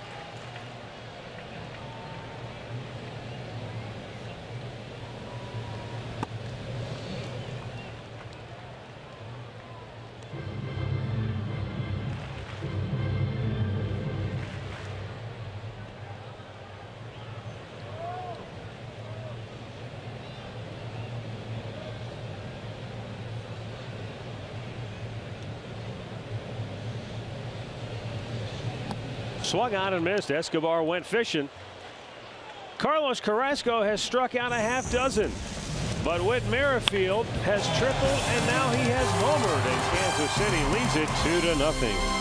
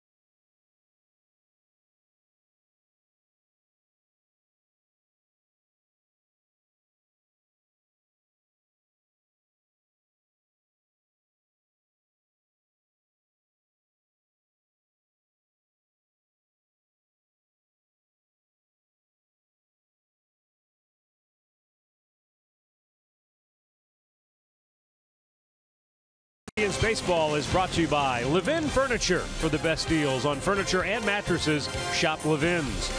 By your Northern Ohio Honda dealers. And by the Cleveland Clinic. Access anytime, anywhere. Now Kansas City with a 2-0 lead. The Indians have just 1 hit tonight, and that was a double by Jason Kipnis in the 3rd inning.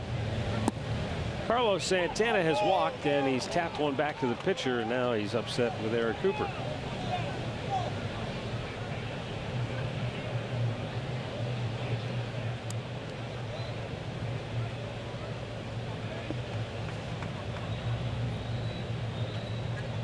Santana, Kipnis, and Lindor here in the 5th for Cleveland.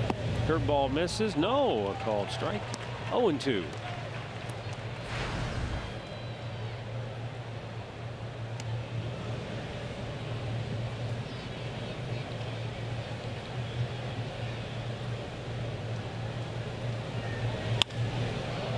Lifts one toward left field, and Gerard Dyson makes a catch. 1 away.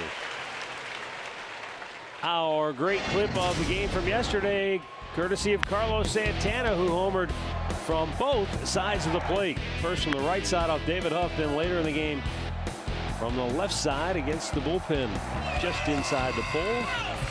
Yeah, for Santana, that was his first home run right-handed this year.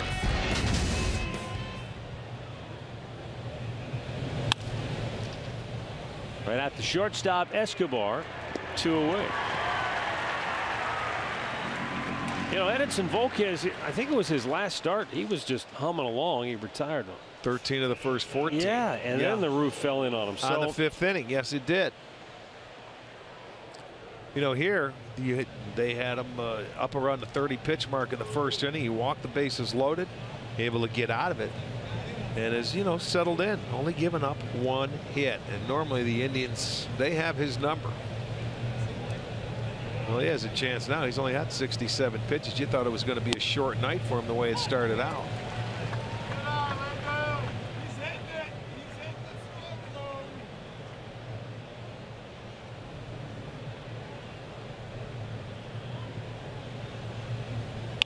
Lindor with a shallow bloop into center, but Lorenzo Cain makes the catch. The Indians go 1-2-3. We're halfway through. Kansas City 2, Cleveland 0.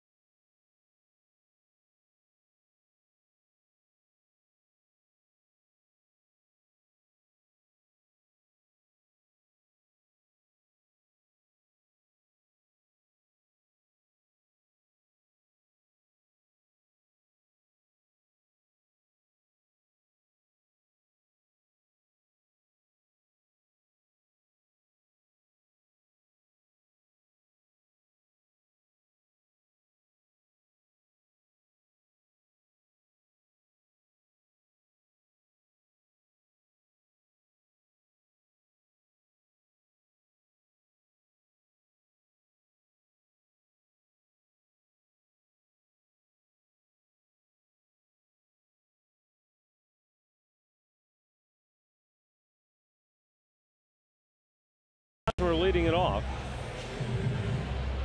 and the Royals on top 2-0. Hosmer walked in the 1st, struck out in the 3rd inning.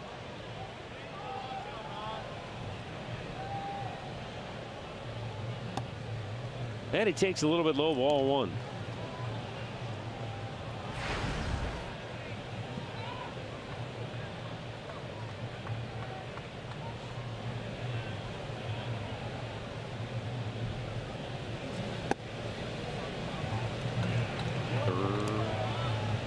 Ball 2. Is it 2-0? Yeah, 2-0.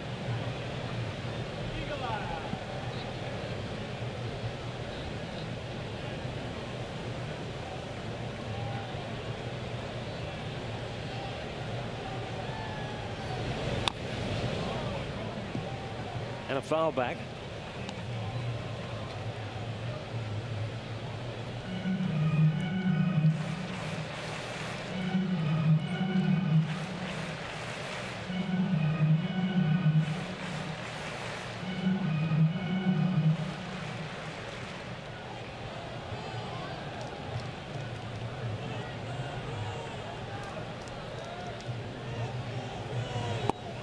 Threw it by him. And it's 2-2. Good fastball from Carrasco.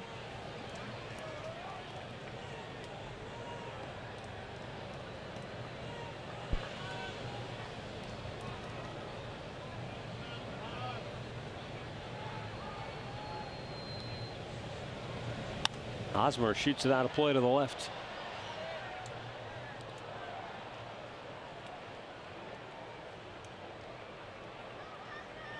Hosmer, a guy that has been so steady for him this year. Hitting at .316. 38 ribbies, scored 32 runs, 12 homers. Just overall a good all-around ball player. Great at first base.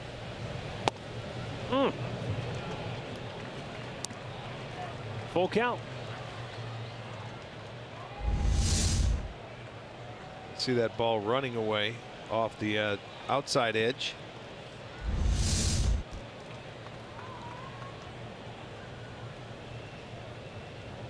Now the payoff pitch, and he hits it hard into left field.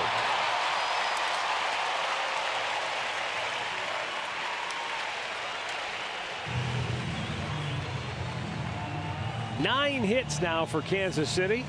Hosmer aboard. Let's go to Andre with more on the Royals first baseman. Well, the Royals first baseman Hosmer sees this series as one that can get his team going. He says we're in a stretch here of division games, and even though it's early in the season, it's important to play well in these games. They're a good team, and we've had our struggles against them, but it's a long season, and now is our time to turn things around and take over the division the way we want to. And I think he feels that way because they were coming off a 10-game road trip. They're playing at home now for a week. And I think they have Detroit coming in next, and they play very well in this ballpark. So I know what he's talking about. Lorenzo Cain spun out of the way by a fastball.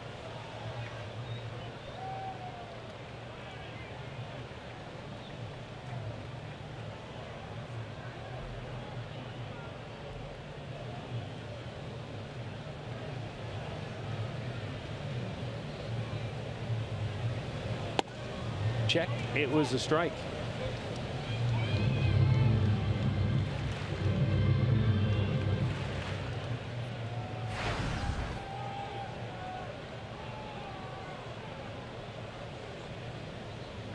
Carlos was able to get Lorenzo Cain looking in his first at-bat on an excellent pitch on the inside part of the plate, then got in there and he grounded out to second in his second at-bat. Can they turn it? Lindor gets one there. Kipnis on to first. Double play. There you go. The pitch you were looking for. And you could see where the ball did go in Napoli's glove before you heard the thud of Cain getting down the line. Didn't know if it was hit hard enough with him going down the line, but he swings so hard it takes him a while to get out of the batter's box because he's leaning back on that back leg. He's not off and running, and it was close, but they did get him. Yeah, he really leaned back on that one. I mean, a lot of times you'll see him leaning back where, as a left-handed hitter, a lot of times guys will be running out of the batter's box.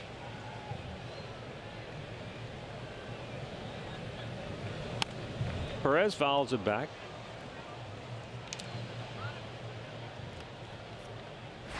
Salvador Perez 2 for 2, pair of singles in the ball game.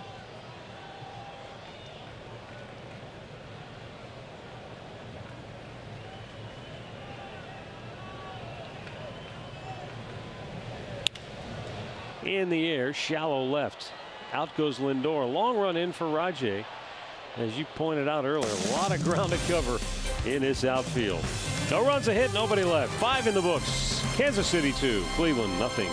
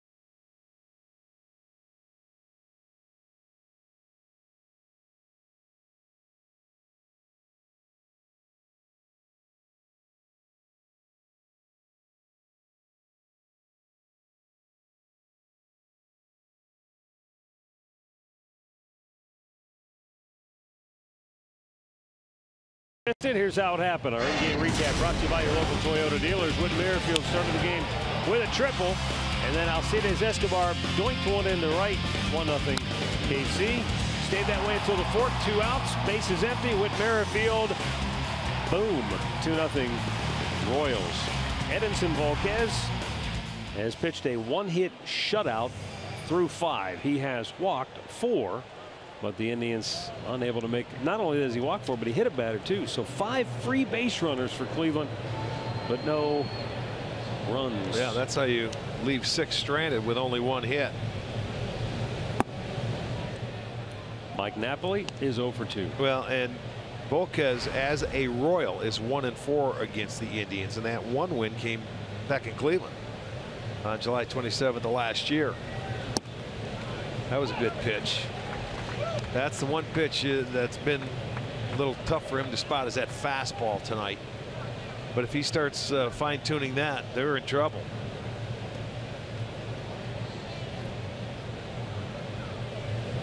We always say when you play in the Royals, they turn it into a 6-inning game. Well, we're in the top of the 6th, and they have 1 hit. So it's time to get the offense moving.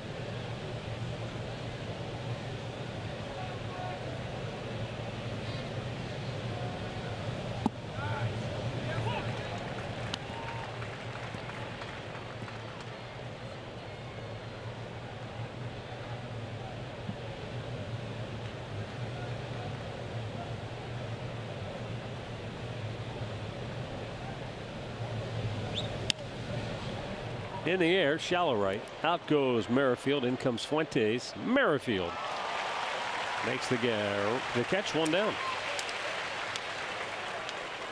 U.S. Open comes this weekend. Oakmont Country Club, the 116th U.S. Open Championship. Thursday through the final round on Father's Day. Live coverage begins on FS1.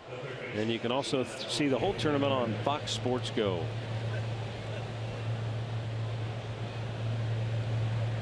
Jose Ramirez has walked and flied to center.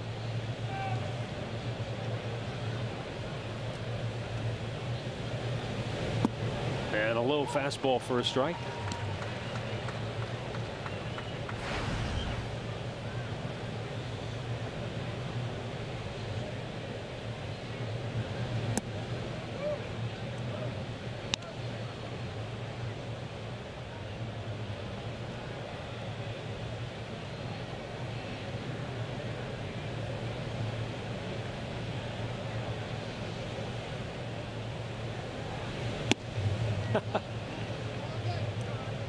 Before that pitch, Salvador Perez pounded his glove in the dirt as if to say, throw it down, keep it down, keep it down. And what did he do? He threw it up almost the complete opposite of where he wanted it. Sometimes that happens. Catchers say, if you throw where I want it every time, you'll be in good shape.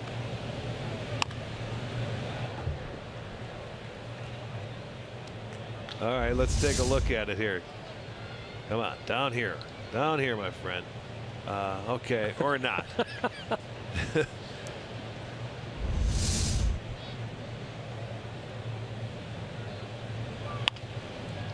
Beats it into the ground. Oh, and it's kicked by Escobar. And the Indians have yet another base runner courtesy of Kansas City. It'll be an error charge to Escobar. Guy that is normally so solid. It's only the 32nd error this year. You come up where it's at the heel of the glove and you don't catch it cleanly. So the Indians get another base runner. See if they can take advantage of it now. An extra out. You're going good. You take advantage of it. Well, Lonnie Chisenhall is grounded out and he has walked tonight.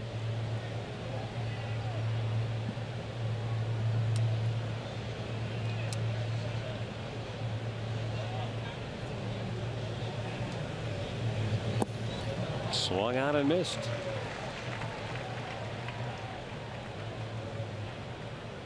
Well, you can see the 28 pitches in the first inning, and then boy, he has been really tidy since that point. A couple of 1-9, 1-6 pitch inning.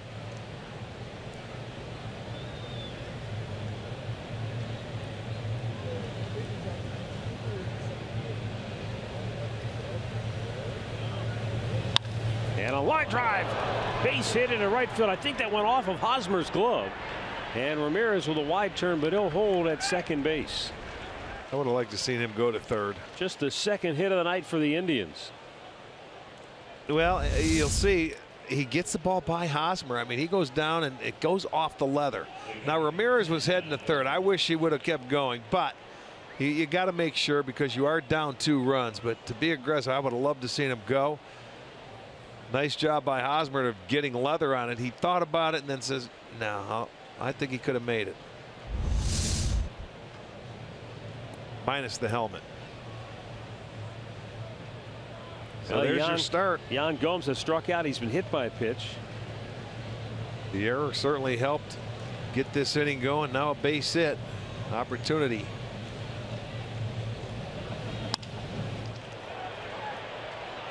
Well, that's a double play ball, and the inning is over. It's been that kind of night for the Indians.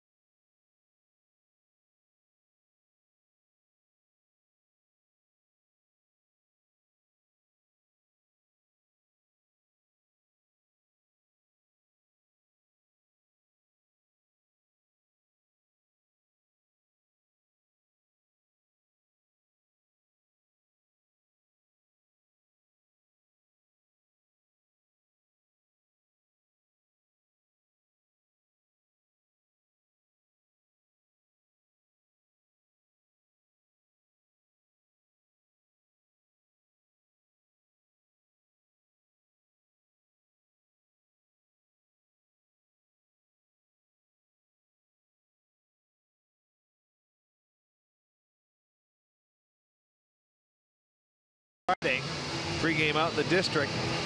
It'll be $2 beers from 5 to 7. The White Sox are in town. You can enjoy $2 Miller Lights plus Sugardale Dollar Dog night all evening long. Visit Indians.com to get your tickets.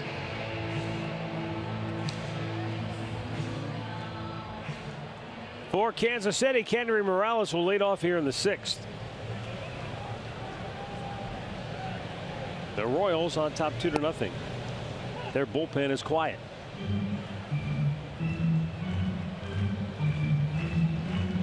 Morales, Fuentes, and Cuthbert.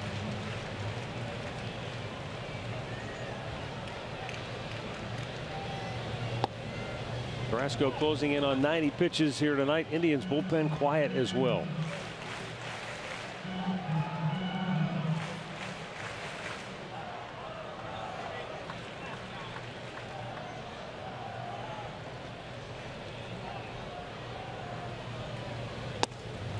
And Morales down swinging.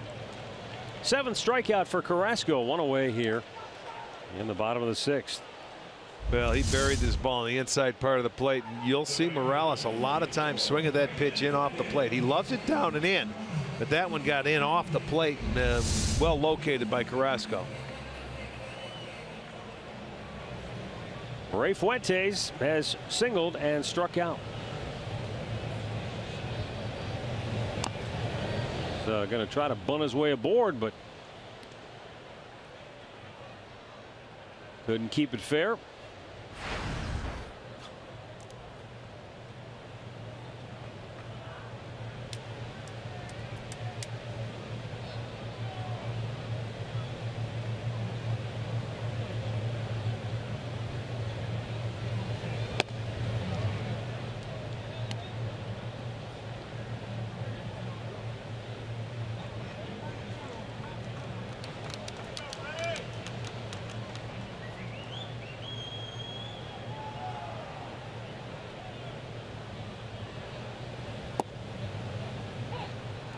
on the outside edge. And now Carrasco ahead, 1 ball, 2 strikes.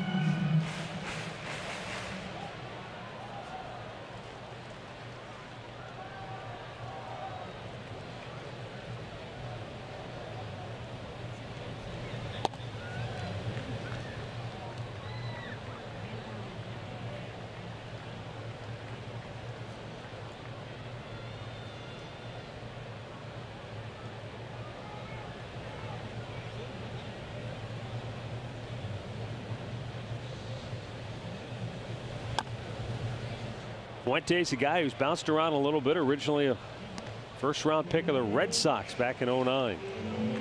Made his major league debut with San Diego in 2013.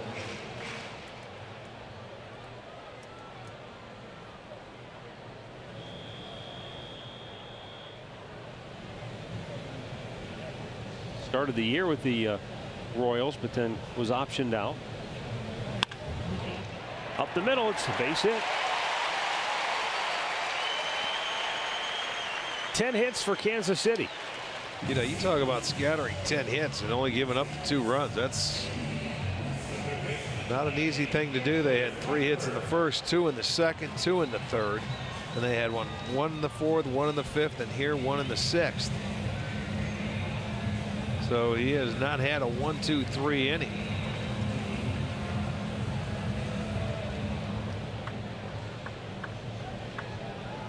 Terry's hoping, okay, give me 2 more outs, and this could be his final inning here, giving him 6. Just now getting action in the Tribe bullpen. Jeff Manship is the first Indians reliever to get loose.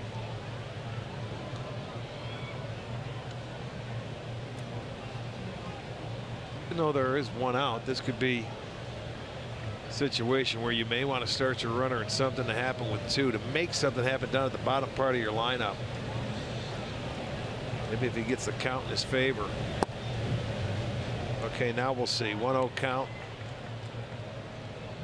Not that you want to give up an out. It's 1 out. Dyson's up next. They have 10 hits and only been able to push 2 across. Merrifield scored both runs, 1 in the first and the homer in the fourth.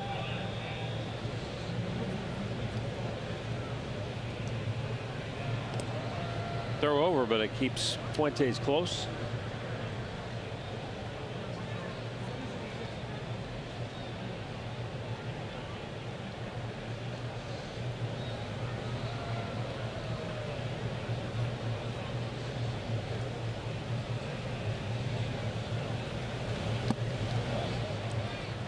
Well, now 2-0 count.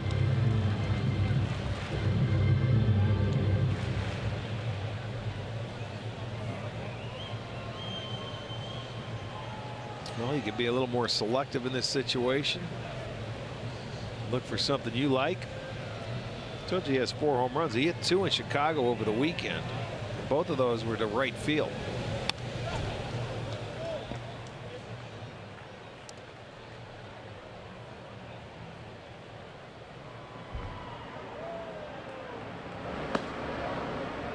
Well, there's Jeff Manship getting loose. But right now, it's all on Carlos Carrasco against Cheslor Cuthbert. He could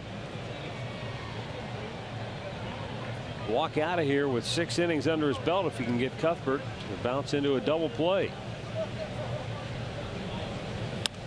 Fouled away, 2-2.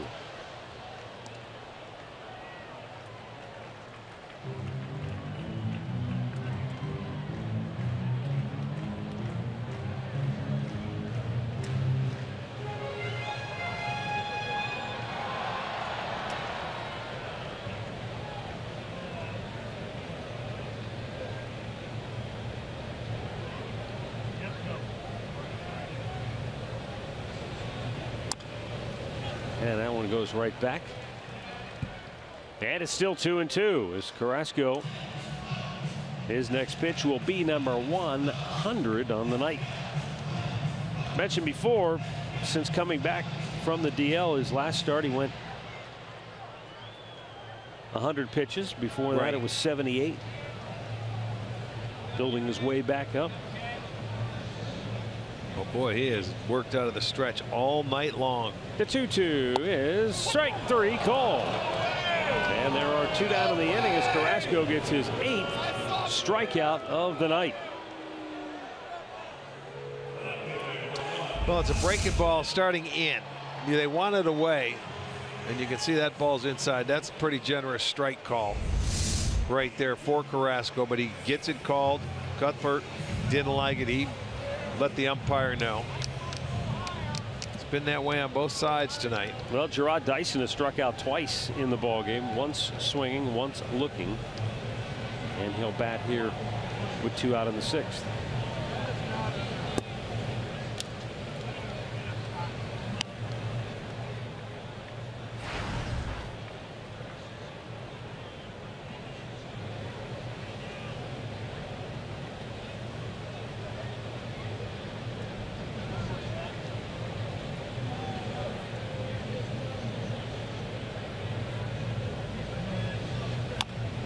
Pulls that foul, and it's 1-1.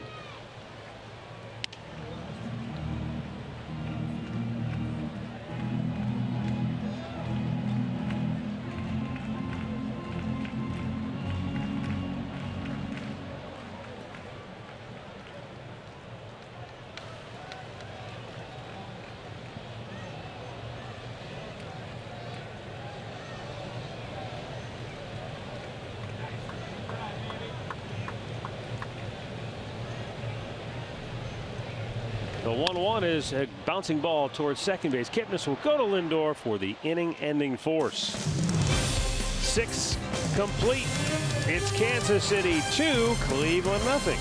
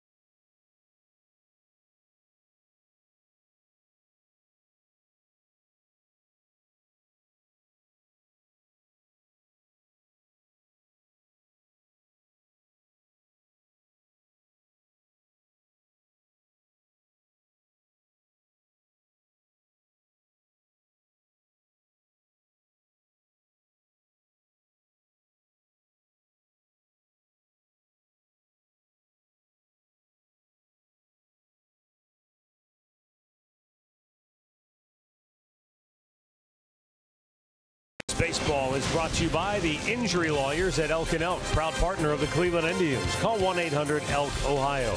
By Ford, built Ford tough. And by Subway, fresh is what we do.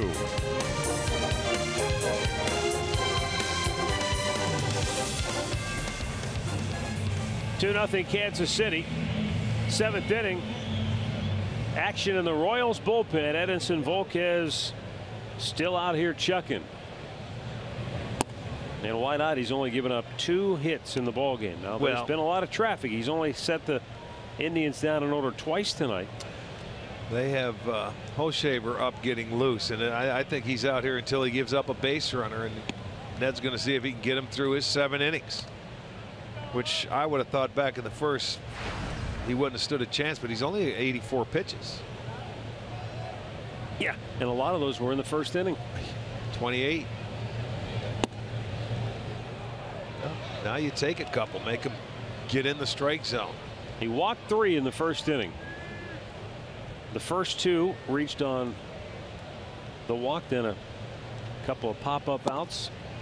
Then he walked another man to load him up, and Lonnie Chisnall grounded out to end that first inning. Jason Kipnis had a 1-out double in the third, but they were unable to cash in there. He went around. Full count. They had a pair of base runners with 1 out in the fourth, but again could not cash in. Same situation in the sixth, and a double play ball wiped out that inning. You know, 3-1 count, you shouldn't be into undecided. You either take the pitch or get after it.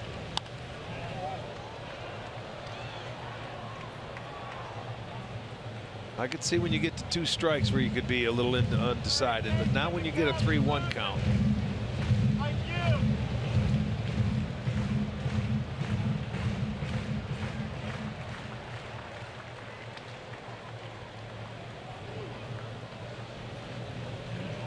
And a 3-2 swung out and missed. Third strikeout for Volquez.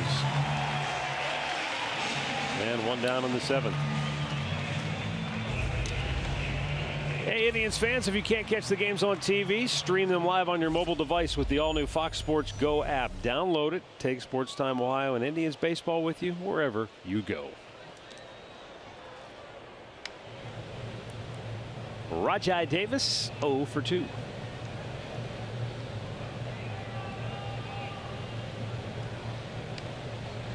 See where Perez was pulling Cuthbert in, saying, hey, get in here. Even with the bagger up front, he may bunt. You know, to make something happen, that's just a heads-up play by a catcher, letting his third baseman know. You never know. You can move back once you get to 2 strikes. Rajai with a check swing right back to the mound, 2 away.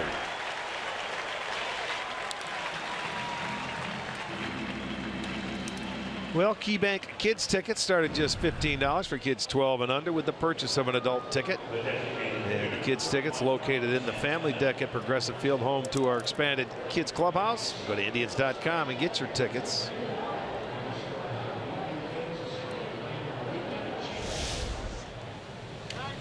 Top of the order, Carlos Santana.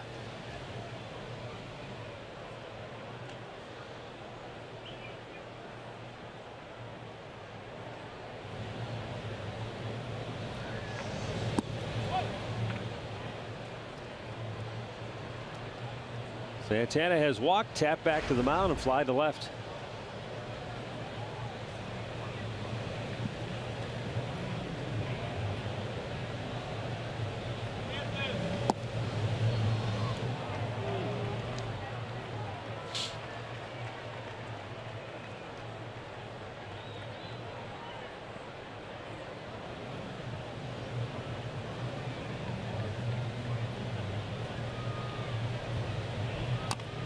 Old foul.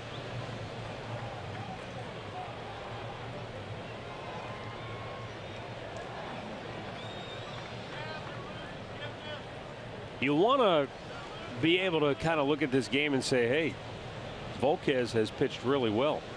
But you also wonder if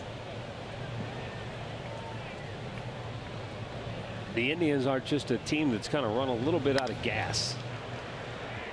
There's a bouncing ball. And a flip to first. 1, 2, 3 go the Indians on a nice play by Escobar. Stretch time in Kansas City, and the Royals are on top 2-0.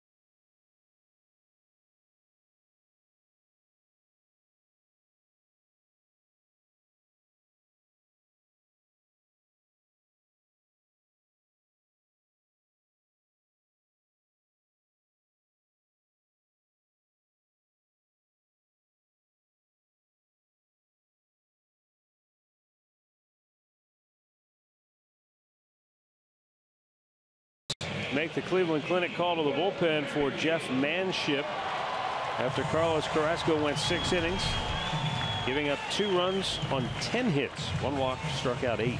Actually should have given up 1 run, but I'll tell you, good job. He had to battle his way through all night. Worked very hard to get through this inning. Kept his team in a ball game. They just couldn't score. Well, he was in it. Now it's up to Manship to keep it a 2-0 game with 6 outs remaining for the Indians.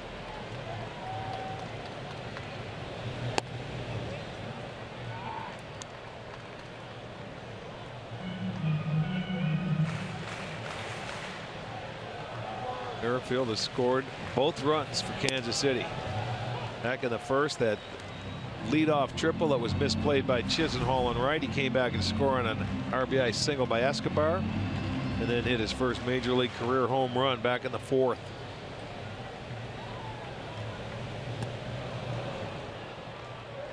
One ball and 2 strikes to count here.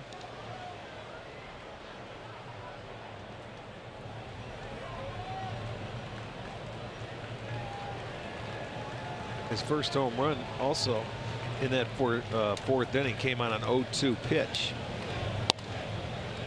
Yeah, that was either, it just looked like a slider that backed up on him. It was like, you know what, it was like that slider that he threw to Chris Iannetta back in Seattle that he hit 2 off him. Pretty much same pitch.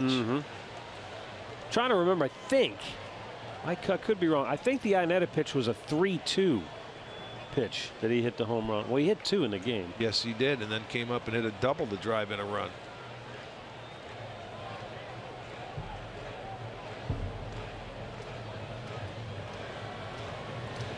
And a weakly tap ball to second base. Kipnis throws him out, 1 away. As promised earlier, it's Miller time, brought to you by Miller Lite. And when Merrifield started the game with his line drive that Lonnie Chisenhall broke in on, it sails over his head. It goes for a triple, and then he scores the game's first run.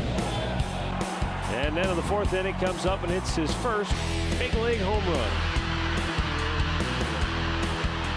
Fortunately for him, the fan in the front row beyond the bullpen couldn't make the play, so it dropped down into the pen harmlessly, so they shouldn't have any trouble retrieving it. Yeah, I bet they would have given it to him anyway, but it's always nice to have it.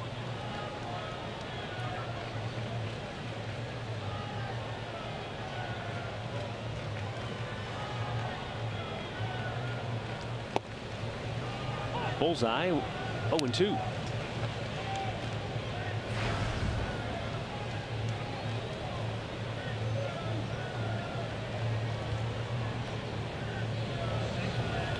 Low and away.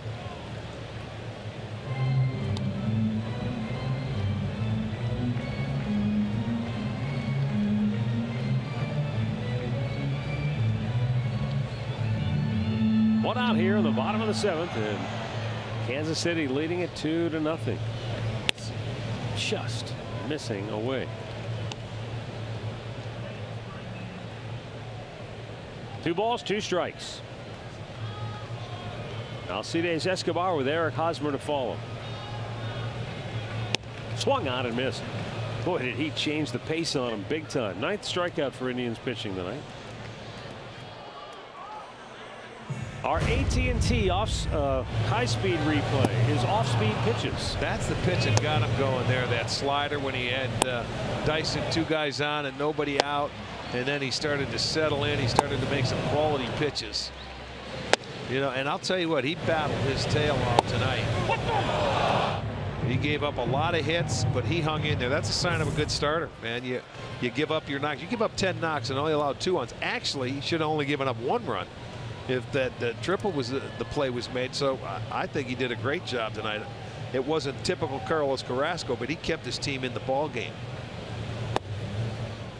Eric Hosmer, 1 out of 2, had his base hit last time up in the 5th.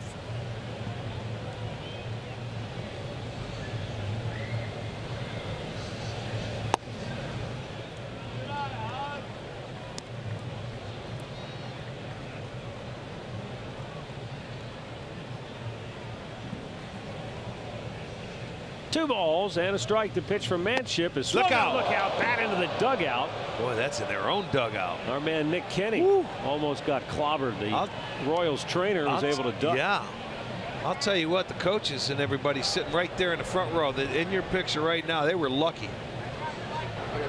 Oh, there's Nick Kenny. Yep. Even down near the manager and the coaches are the ones that, you know, they stand up there with those guys. It went right over their head. Wakamatsu, holy smokes, that ball went, or the bat went flying in there. You can smile now because everything's A-OK. Watch this, right over their heads. Here it comes. Holy smokes. They move like nothing's ever happening. The 2-2. I'll tell you what, I'll give it 2 more years and it'll be a cage in there. There'll be a top on it where you can sit in and you can look whatever you want. Well, it'll be like a Little League dugout. Yeah, right. You watch in another 2 years, they'll have netting and screening everywhere. That's the way to watch the game. He's got his glove up too. Not only does he have the mask on. And a 3-2 hit on the ground to Kipnis. Good job by Manship. He'll throw him out. That'll end the inning. 1, 2, 3 go the Royals. We go to the 8th. 2-0 KC.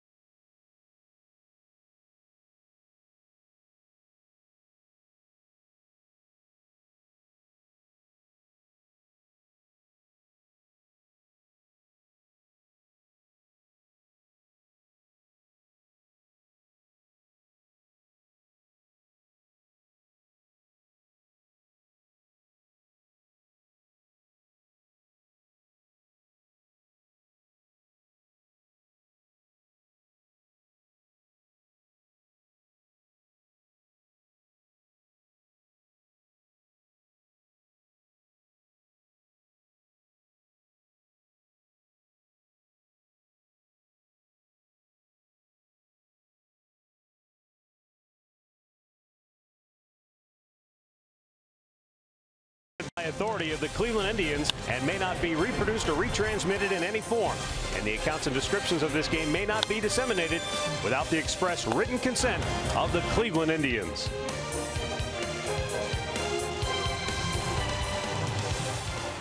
Well, we roll on to the 8th inning, and now it's a matter of can the Indians score off the Kansas City bullpen. They did it back in Cleveland.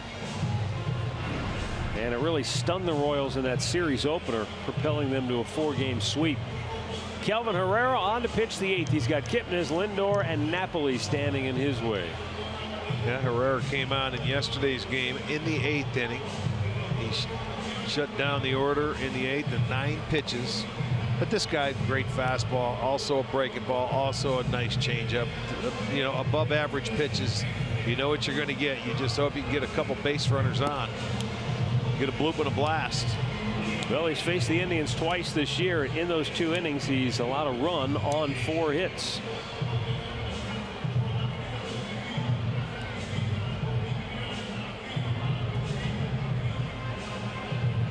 Jason Kipnis has walked, doubled, and grounded out. So Edison Volquez here with the chance for the win. And went 7 innings, only allowed 2 hits. He walked 4, struck out 3. But boy, if you would have told me that after the first inning, I would have said you were crazy the way that his fastball was around the plate.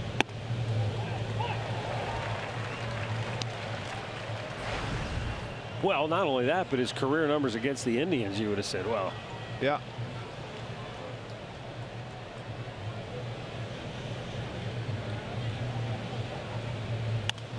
Although, as I told you before, I think that a lot of that is more due to coincidence than anything else. Now, I will say that sometimes if a guy has a bad history in a particular ballpark, there could be something to that where he just doesn't feel comfortable, doesn't like the mound, the backdrop. There could be just something about it that doesn't enable him to just feel some bad mojo. Yeah. And, you know, maybe for Volquez, for whatever reason, Progressive Field is his kryptonite. But he pitched well tonight here at Kauffman. 0-2 up high.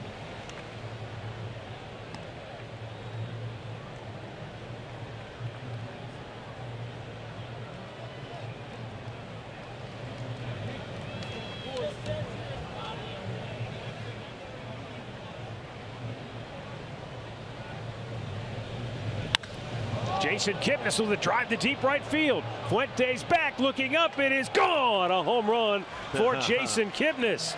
And the Indians get one back here in the 8th. It's a 1-run game now on the 8th home run of the year for Jason Kipnis. You know, he hit a ball out to right center earlier in the game. It went for a double. We said, you know, and it had a little carry to it. That one was no doubt off the bat, and this is a big ballpark, but he smoked that one. And Herrera supplied the power. He's trying to sneak one inside. It's middle third, and Kipnis got the barrel head of the bat to the baseball. And he's going to hit his 8th home run, and he gets the Indians on the board with one swing, makes it a 1-run game. That might get him going a little. And they get to Herrera again. This normally impenetrable Royals bullpen, but the Indians have found ways to score against him.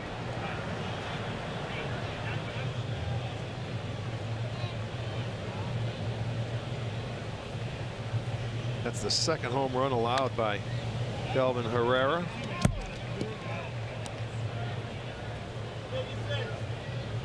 Had Kip down 0-2. Boy, Kip put a nice swing on the fastball.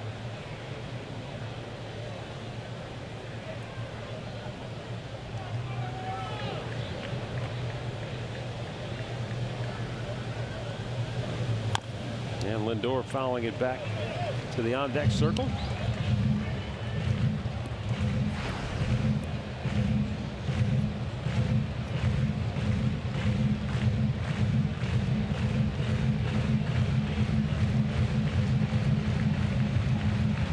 Chat. Yeah, quick chat right here. He wants to tell him how he wants to go about trying to get his outs. Now, that'll wake you up, though, when you come out of that bullpen. You throw your best pitch and the guy hits it out of the ballpark.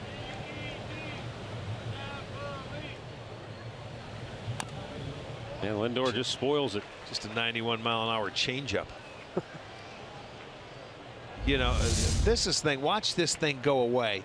That foot, that's a foot off the plate, and Lindor got a piece of it to stay alive. That's pretty hard to do, especially when you throw as hard as this guy does.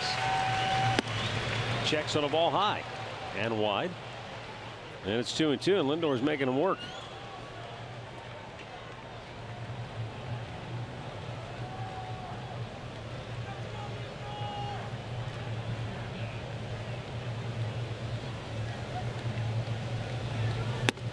Wow, that one wasn't even close to its intended target, but at 99 miles an hour,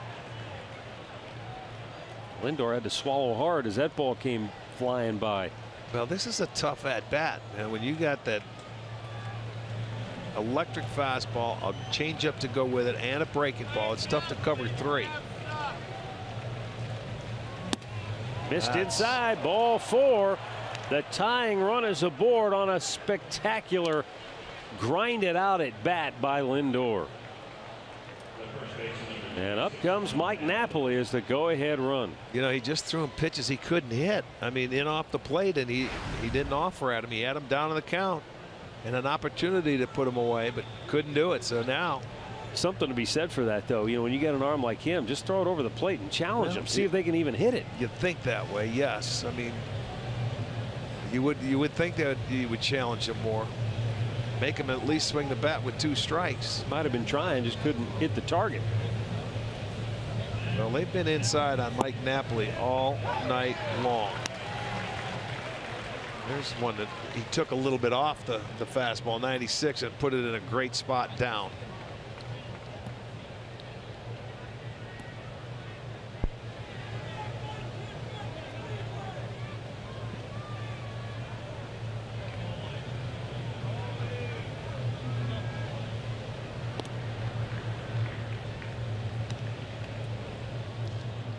Joakim Soria begins to loosen in the Kansas City bullpen.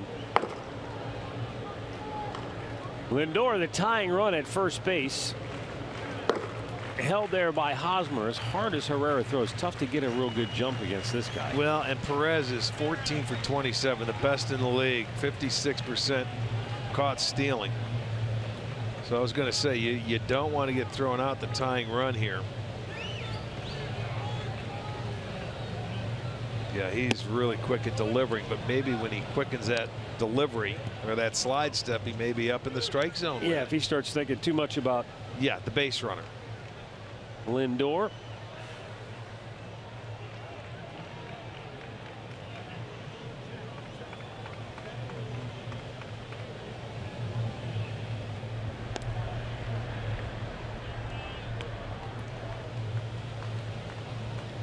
I know Napoli gets paid to hit the ball a long way, but as hard as Herrera throws, Napoli goes the other way. Lindor is going to be at third base easily.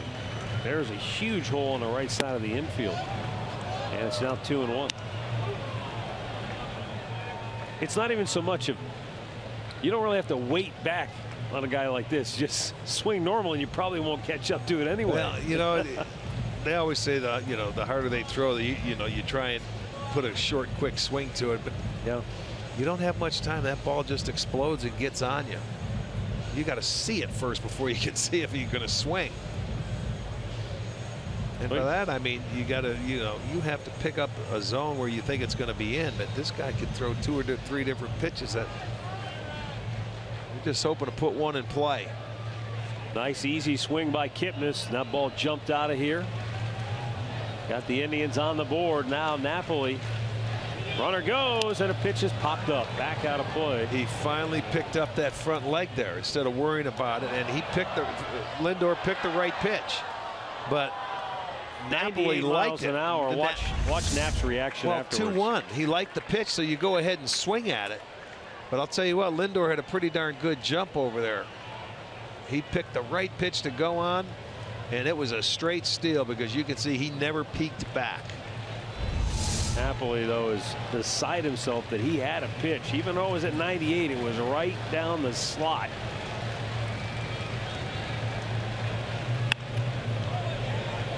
In protect mode there.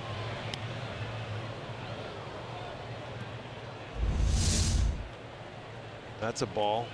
That's, oh man. I mean, that's his kryptonite up there, trying to hit that ball. I don't know how he hit it.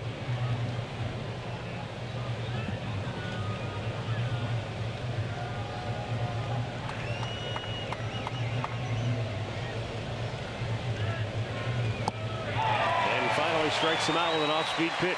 108. Well, that was an outstanding slider.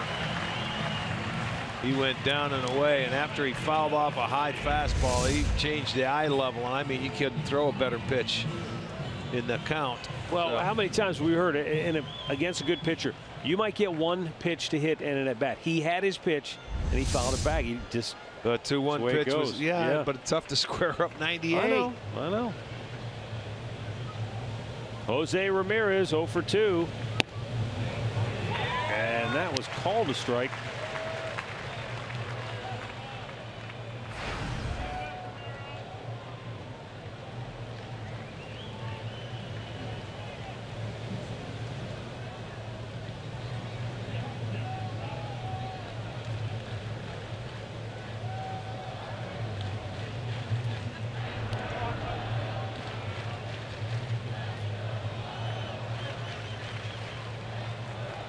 Does the intention get amplified a little bit here for Lindor to want to steal second base now that there's an out in the inning? No, right here you just. No, might be a moot point. Double play ball ends the inning. Tribe gets on the board on the Jason Kipnis solo home run. But we're going to go to the bottom of the 8th with the Royals clinging to a 1-run lead.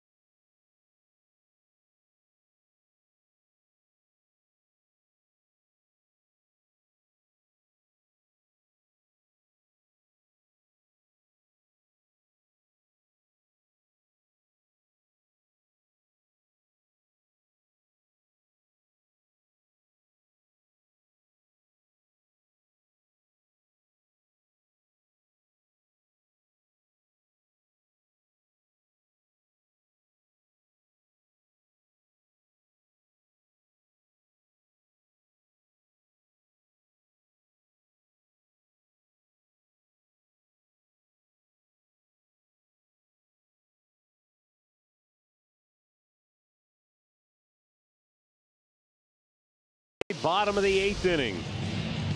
Recapping the keys to the game brought to you by Mazda. Trying to score first. It's been a great formula for the Indians, but they couldn't get on the board. They left them loaded in the first. And even though they didn't have hits, they had scoring chances early on, couldn't take advantage. Volquez settled down and got himself deep into the ballgame. Carrasco, as you said, Rick, it's not often that a pitcher can scatter 10 hits, but he did a heck of a job keeping his team in the game tonight. He sure did. He sure did. They're still in. It's a 2-1 game. Chamberlain coming on now for the Indians to try and keep it that way. He's going to have to go through Kane, Perez, and Morales. And I'm sure they will see Davis in the 9th. Yeah, Soria had been warming up, but unlike in Cleveland, Wade Davis is available tonight. Lorenzo Cain 0 for 3 in the ballgame. Out on strikes in the first, grounded out in the third, then bounced into a double play in the 5th inning.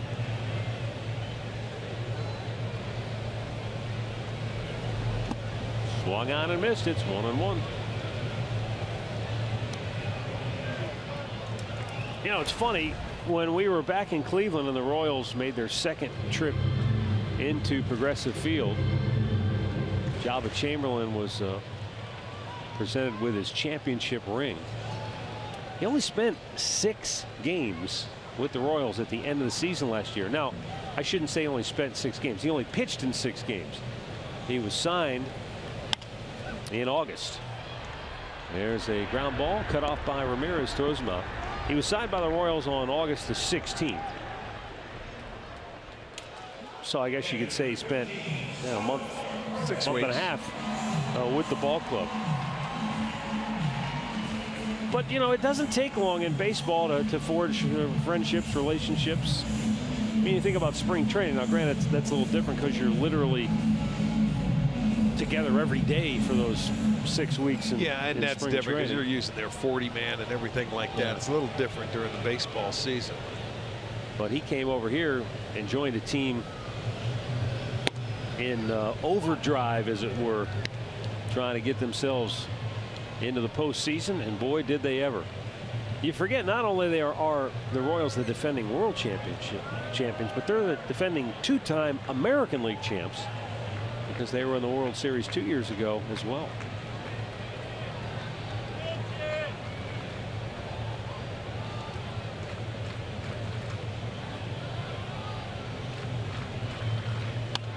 You wonder, and I think many that follow the game do, is there a toll that all of those extra games in October take on a ball club, and does it catch up to you at some point? You would think so, yes. You know, those are big games. They're all, you know, pretty much close games. Max effort. Yes, with every pitch, you know, the pitchers are, you know, pitching for an extra month, and as you say, yeah, Max is right. The players, but that's what you play for, man. You play, you go to spring training, you play 30 spring training games. Not that you're in every game, but you know, you're getting ready. And then the season's a 162 game grind. And then the playoffs start. So you got to win 12 games. And the 12 games, 8 of them, they came back last year. They were down. They were able to come back and win them. You know, you think back to the great Yankees teams that Derek Jeter and Paul O'Neill and that group played on. The Yankees had the kind of payroll that where they could go out and add key pieces, whether it be in the offseason or midstream, because they had practically unlimited funds at their disposal. Kansas City, you know, a lot like Cleveland, they've got to do it with what they have here. They can't just go out and, you know, go and get 2 or 3 pieces. They might be able to, but they don't have the same kind of flexibility that those. No, you're right. The market size just doesn't, you know, present itself. 3-2 pitch, and a bouncing ball in the hole, and Salvador Perez with his 3rd hit of the night. Boy, early in his career, when we watched Salvador Perez, he would have chased a half a dozen of those pitches that Chamberlain threw up there tonight. Yeah. But he's gotten a little better at being more selective. Well, once you get to know the league, once you get to know how they pitch you, you know your strength. He's a good low ball hitter, and every pitch tonight was down and away with from Carrasco where he got the 2 base hits. That one was down and didn't quite get away, and he pulled the ball. First one was down and away. He hit it back up the middle. So he's turned himself into a pretty darn good hitter. Now Kendry Morales, 1 out of 3 on the night.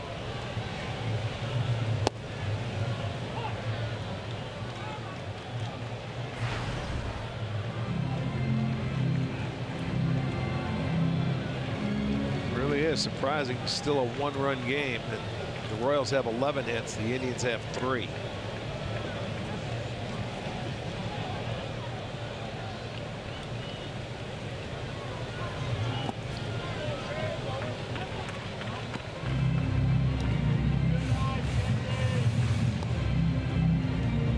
You know, for Jabba Chamberlain, though, it was a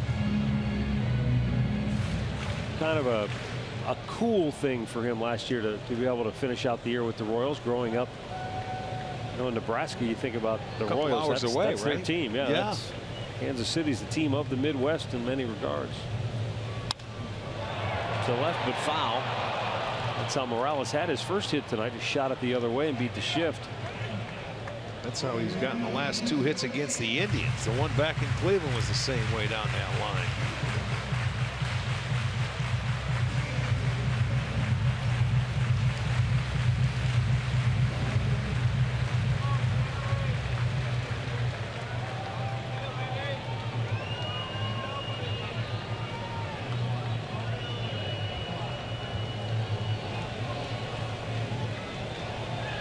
Chamberlain with that runner at first and 1 out. The 1-2 pitch and a line drive caught by Ramirez. He'll throw it back to first, but a little bit offline, and Perez really didn't stray too far. 2 down.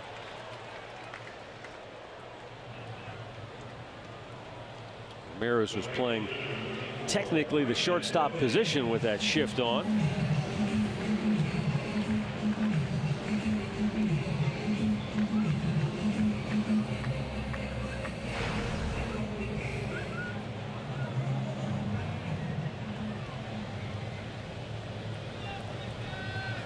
Ray Fuentes has a couple of hits tonight, both singles. He has also struck out.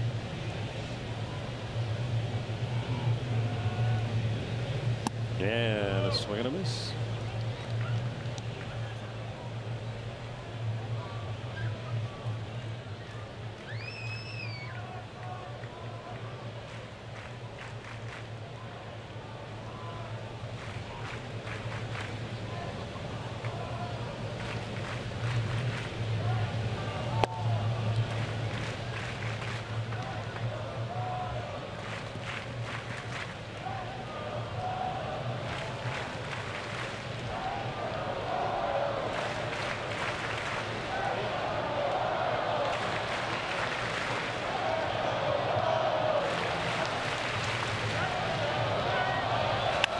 Foul, look out.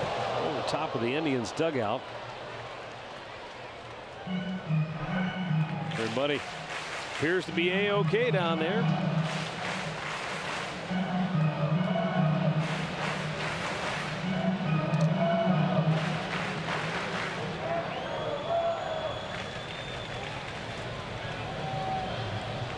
White Sox came back in that game against Detroit. It's 8-7 Tigers in the 7th inning. It was 6-0 Detroit after the first 2 innings, as James Shields got shelled again.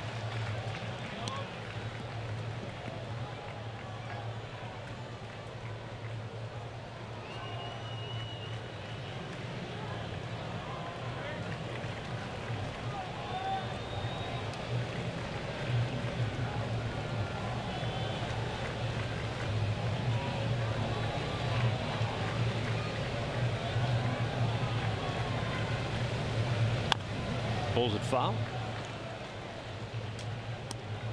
Max Scherzer cooled off the Chicago Cubs. Washington beat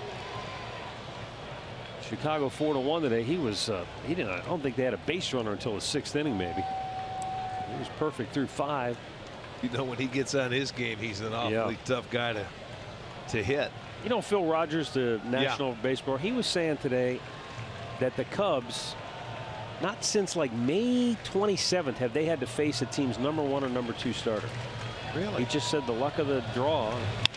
Right back to Chamberlain. And he'll flip it to first, and the inning is over. So, 8 complete. Royals 2, Indians 1. The 9th inning final act when we come back.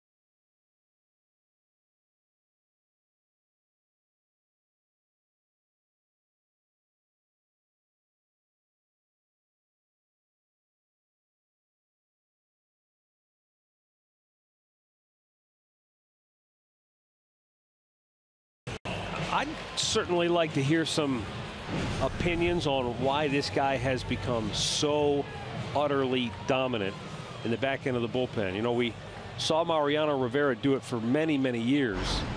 Wade Davis, a completely different guy. He's a former starting pitcher, has more of an arsenal of pitches that he can go at you with. But Rick, this guy's phenomenal. I'll give you a couple of reasons. 96, 97 mile an hour fastball. He's got a cutter, and he's got different pitches. That pitch right there, he's got impeccable control.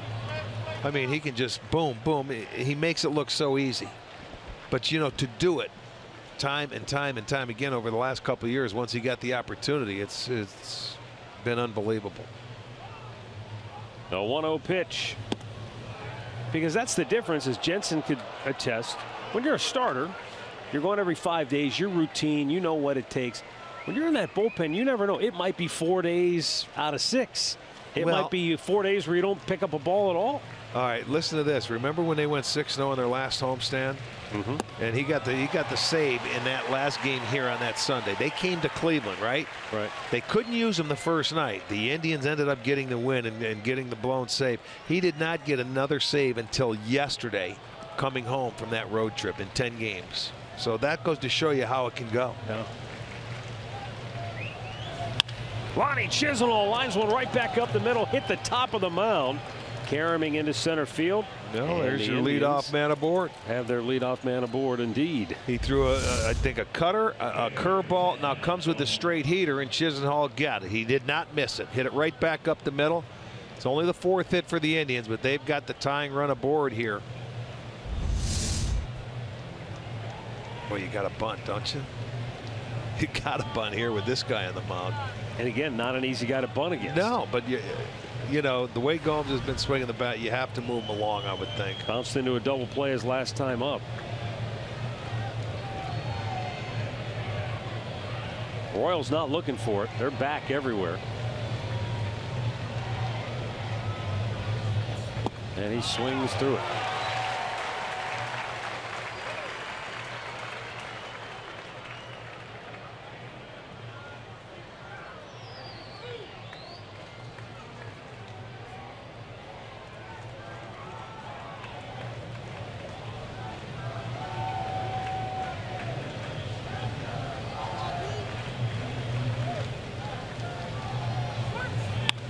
Double play, ball to short.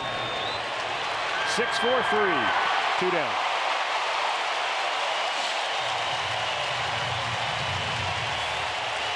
Second straight at bat for Gomes that he's hit into the 6-4-3 double play.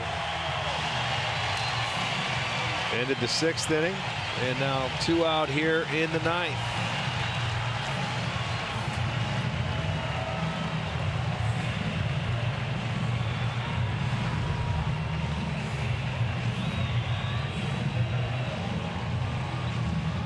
Tyler Naquin 0 for 3 on the night.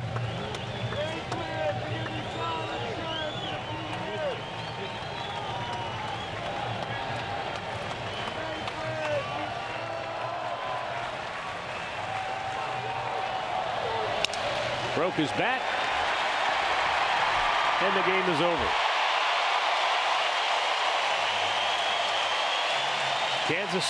Kansas City celebrates a 1-run victory as they take the series opener by a final score of 2-1 and close the gap on Cleveland in the AL Central to 2 games. Edinson Volquez, with 7 shutout innings, gets the win. He is 6-6. The save to Wade Davis, that's his 18th on the year. Losing pitcher is Carlos Carrasco. He's now 2-2 on the year. With the win, Kansas City is 33-30. The Indians are 35-28. 2-1 is the final. We'll be back with the final word from Kansas City right after this.